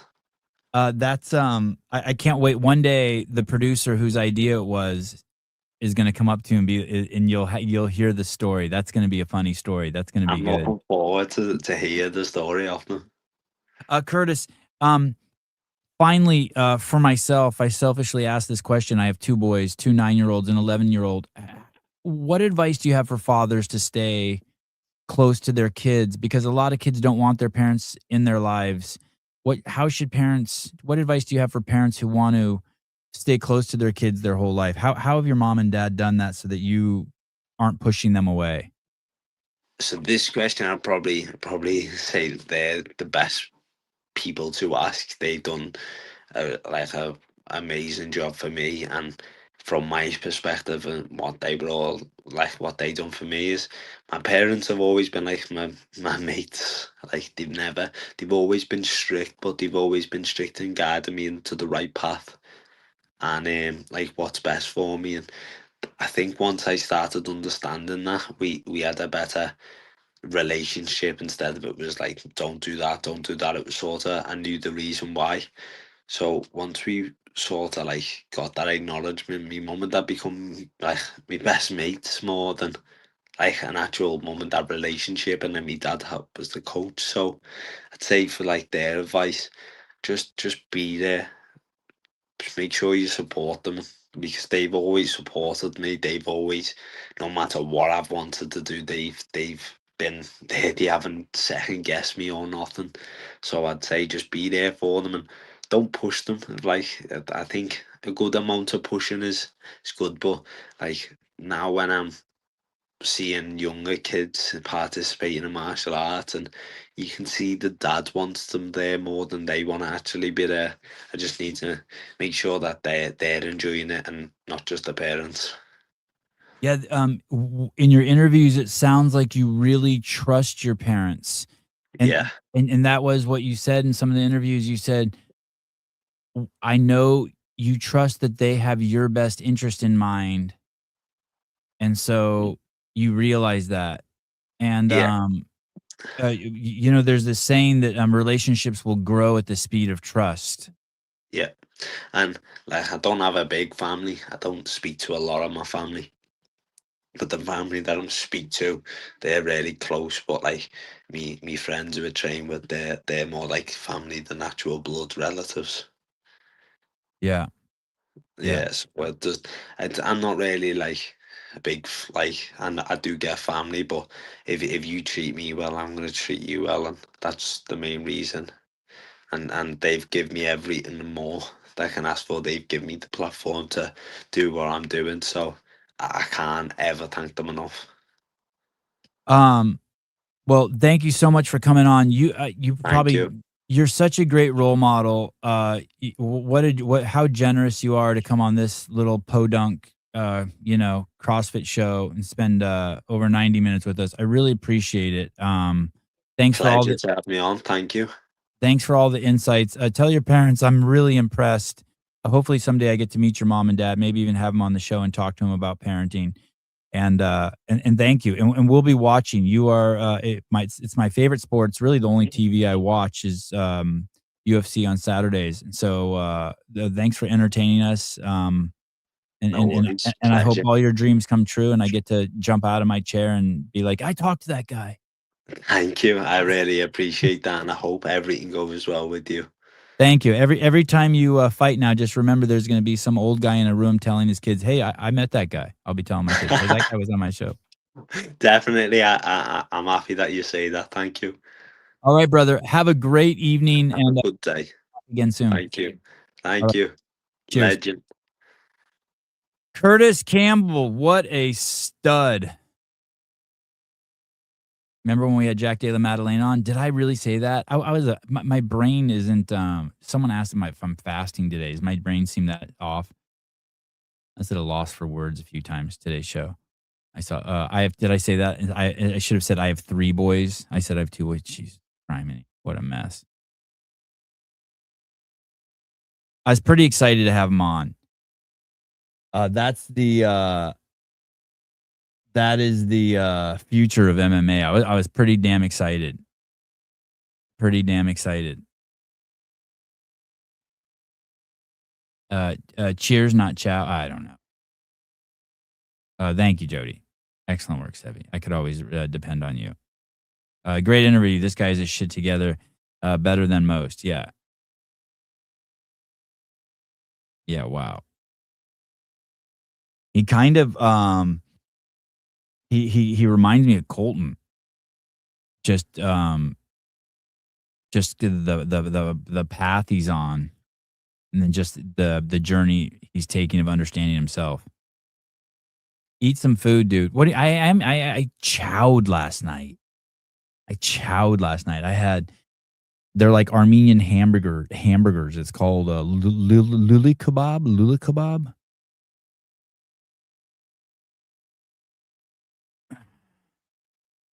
Yeah, Bears game was insane. I wasn't sure. I thought this show was going to be on the other channel. I'm not sure.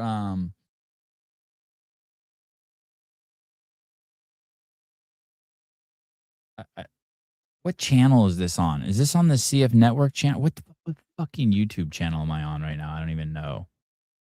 Oh boy, I'm on YouTube. Because if I'm on, oh no, I'm on the Sevon podcast. I am on the Sevon podcast. Oh, I am on the right channel. Oh shit, I was complaining to Caleb and Souza this morning. I'm on the wrong channel.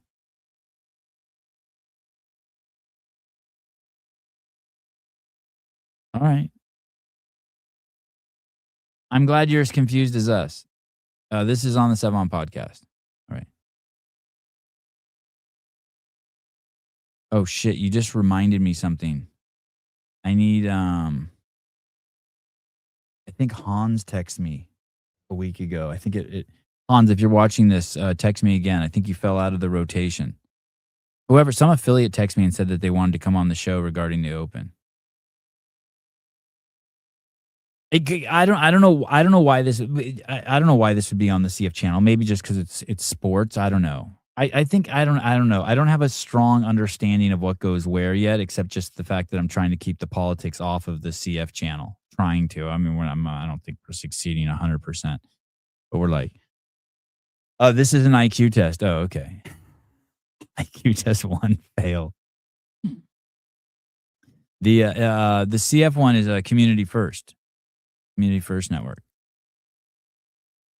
So MMA could be a community.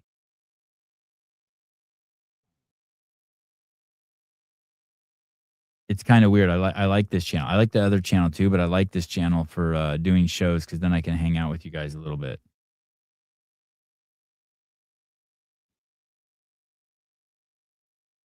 This story I'm about to share. Oh shit, I forgot to ask him. Oh my god, I can't believe I forgot to ask Kurtis. Oh my goodness. Oh my goodness. I forgot to ask Kurtis. I wanted to ask him about gently ask him about the Muslims in the United Kingdom. Damn it. Damn it. Damn it.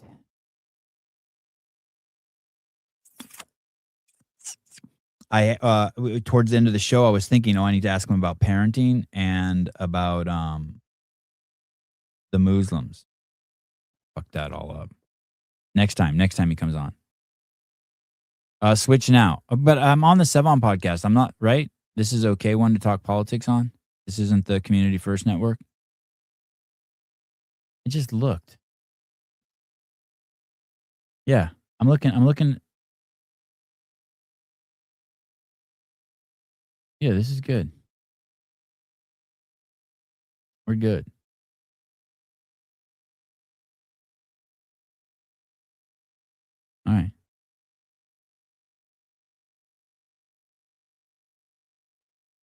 This story is just absolutely wild.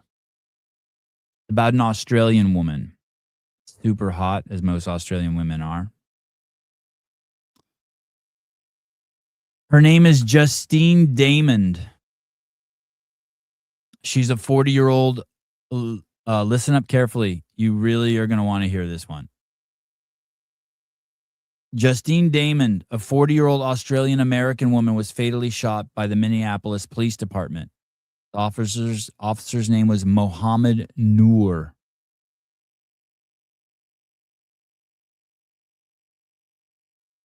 This happened in 2017. This is the last white woman who was shot and killed in Minnesota. We know the most recent one, right? The libtard chick that happened last week. This one happened in 2017. This was the last white woman who was killed by the police in Minnesota. She was shot and killed by Minneapolis Police Department officer named Mohammed Noor. Guess where Mohammed Noor is from? Go ahead, guess. Go ahead, guess. Go ahead. The cop that shot Justine Damond. Guess where he's from? 2017. He was the first. Oh, nice try, David. David says Israeli. No. Nice guess, though. Good guess. Somali. Who would have thought? He was the first Somali police officer in Minnesota ever. Mohammed Noor. Noor called 911 to report the possibility of an assault of a woman in an alley behind her home, occurring weeks after a high-profile manslaughter trial acquittal in 2016 police killing of Philando Castilla. Where the fuck that is.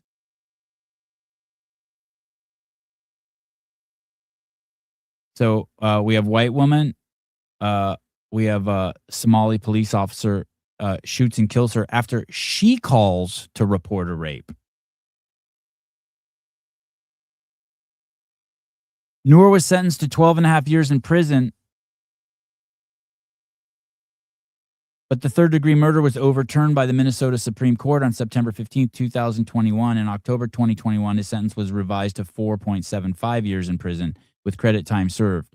Noor was released from custody in 2022. Her family sued Minneapolis and got $20 million in 2019.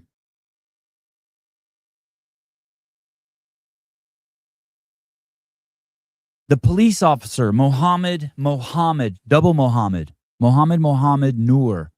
was born in 1985 in Korali, Somalia. He shot this woman after she made the 911 call. Noor had been lauded in the past by Minneapolis Mayor Betsy Hodges as the local Somali community as one of the first Somali American police officers in the area.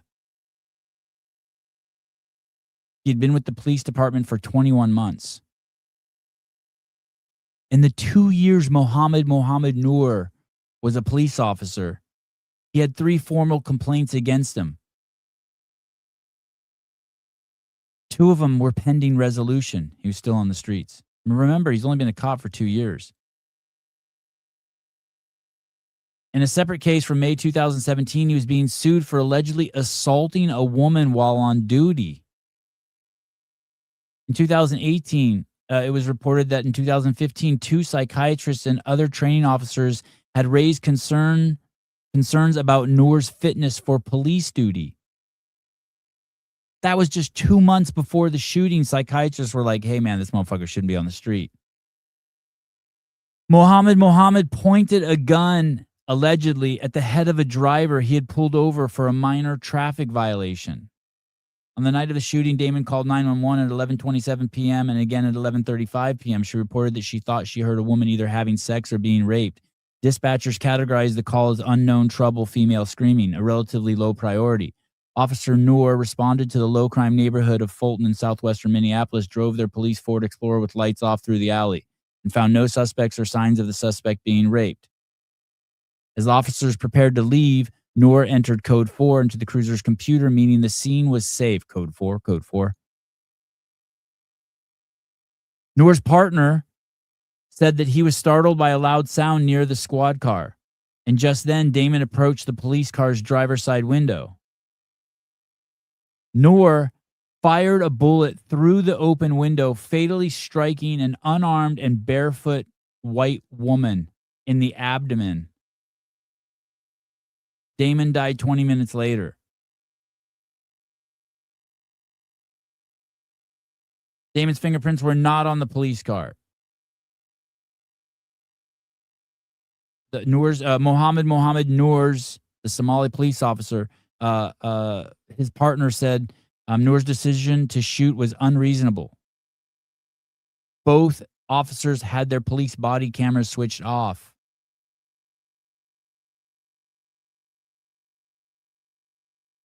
Just think about that. Just think about that. Just think about that for a second. The last time a white woman was killed in Minneapolis was by a Somali police officer who psychiatrists said should not be out on duty. He'd reportedly assaulted a woman and also pointed a gun at a citizen's head who he had pulled over for a minor traffic violation.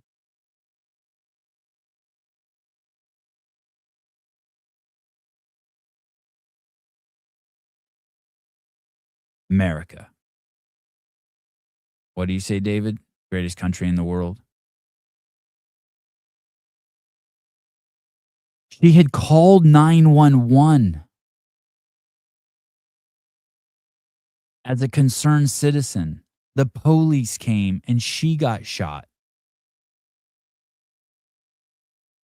And she got shot. Batshit crazy fucking libtard had her car parked in the street and was on the horn honking. Have you guys seen that video? I'll wait till Taylor's on and we'll bring that video up. She was in, the Renee chick was in the street parked 100% parallel with her hand on the horn while the cops were trying to do their work getting a rapist and child molester out of a house.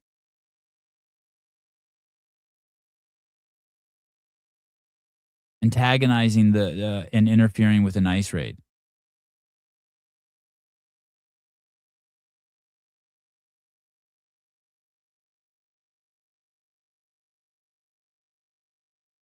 And people are concerned. And yet here we have a Somali guy. I bet you he owned a daycare center too. Shoots a woman in the abdomen. No worries. Stop using the word conflating. You don't understand the word conflating. It's context. I'm putting things in context, young man. In context. It's called context.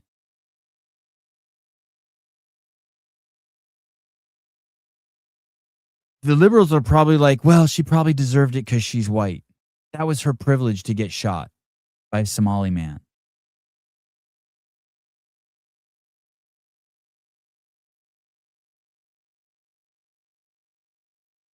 You want to see how stupid these libtards are? The Minneapolis PD is 100% on their side.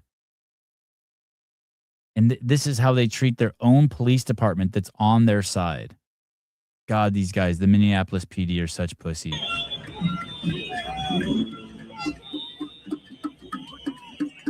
This is at a peaceful protest in Minneapolis after Renee got capped.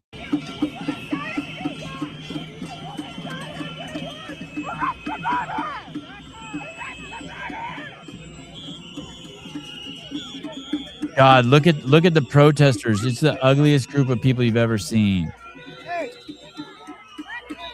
That's the chief of police of the Minneapolis PD in that car trying to get away.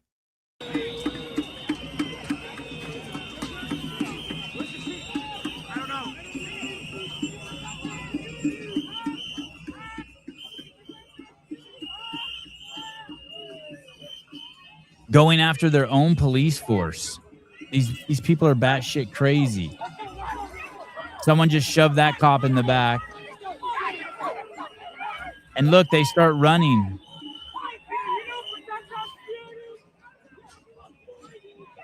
Fuck you, you don't protect us, you pussies. That's what he said.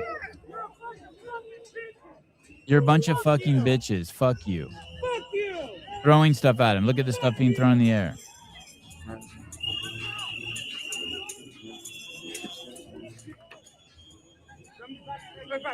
Yeah.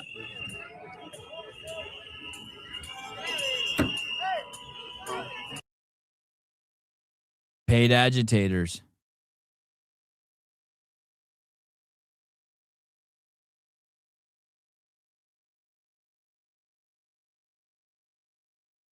It only gets worse.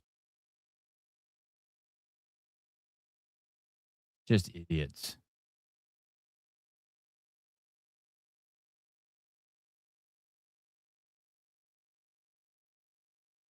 Meanwhile,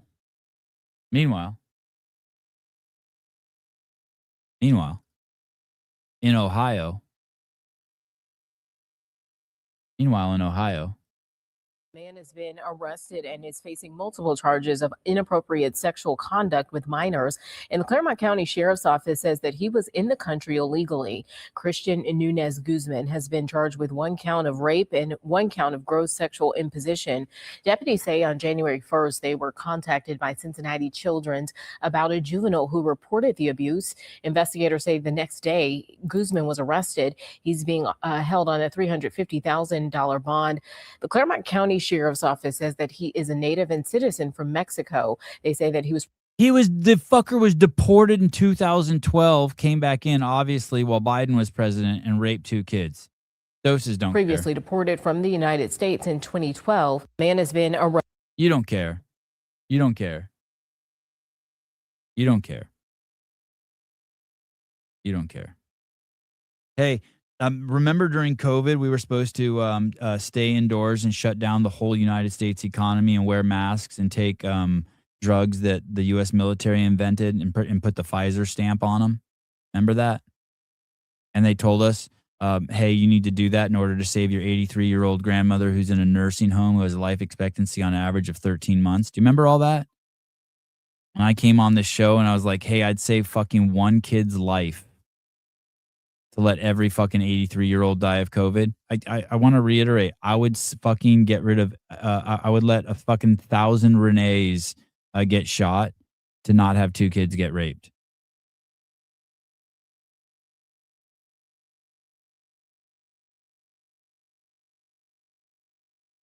Let 1,000 Renees get shot in order for 2 kids not to get raped. And think of all the kids who aren't getting raped because of the tens and thousands of fucking illegal rapists we're fucking throwing out of the country. You don't care, Pat. You don't care. What's a rape amongst a few illegal aliens? What's an incidental rape?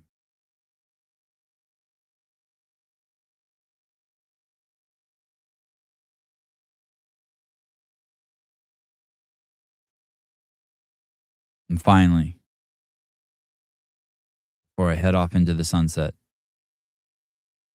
polling shows that around 24% of Americans think it's acceptable to use criminal direct action, including violence, to stop federal immigration enforcement.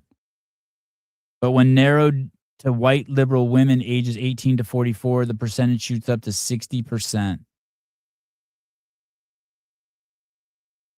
60% of women, whiteys, 18 to 44, think it's okay to use violence.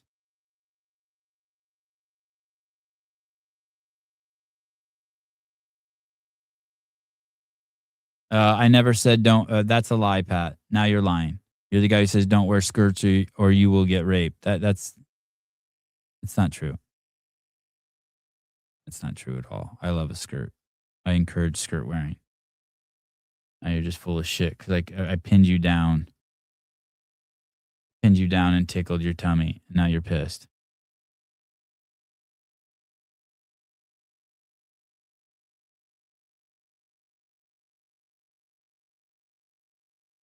All right. Thank you. I'll see you guys later. Dave Castro Weekend Review. It's pretty much true. No, it's not pretty much true. All right. I will talk to you guys later. Thank you for joining me. I hope you guys enjoyed Kurtis. He's a beast. I'll talk to you guys soon. Love you guys. Bye-bye.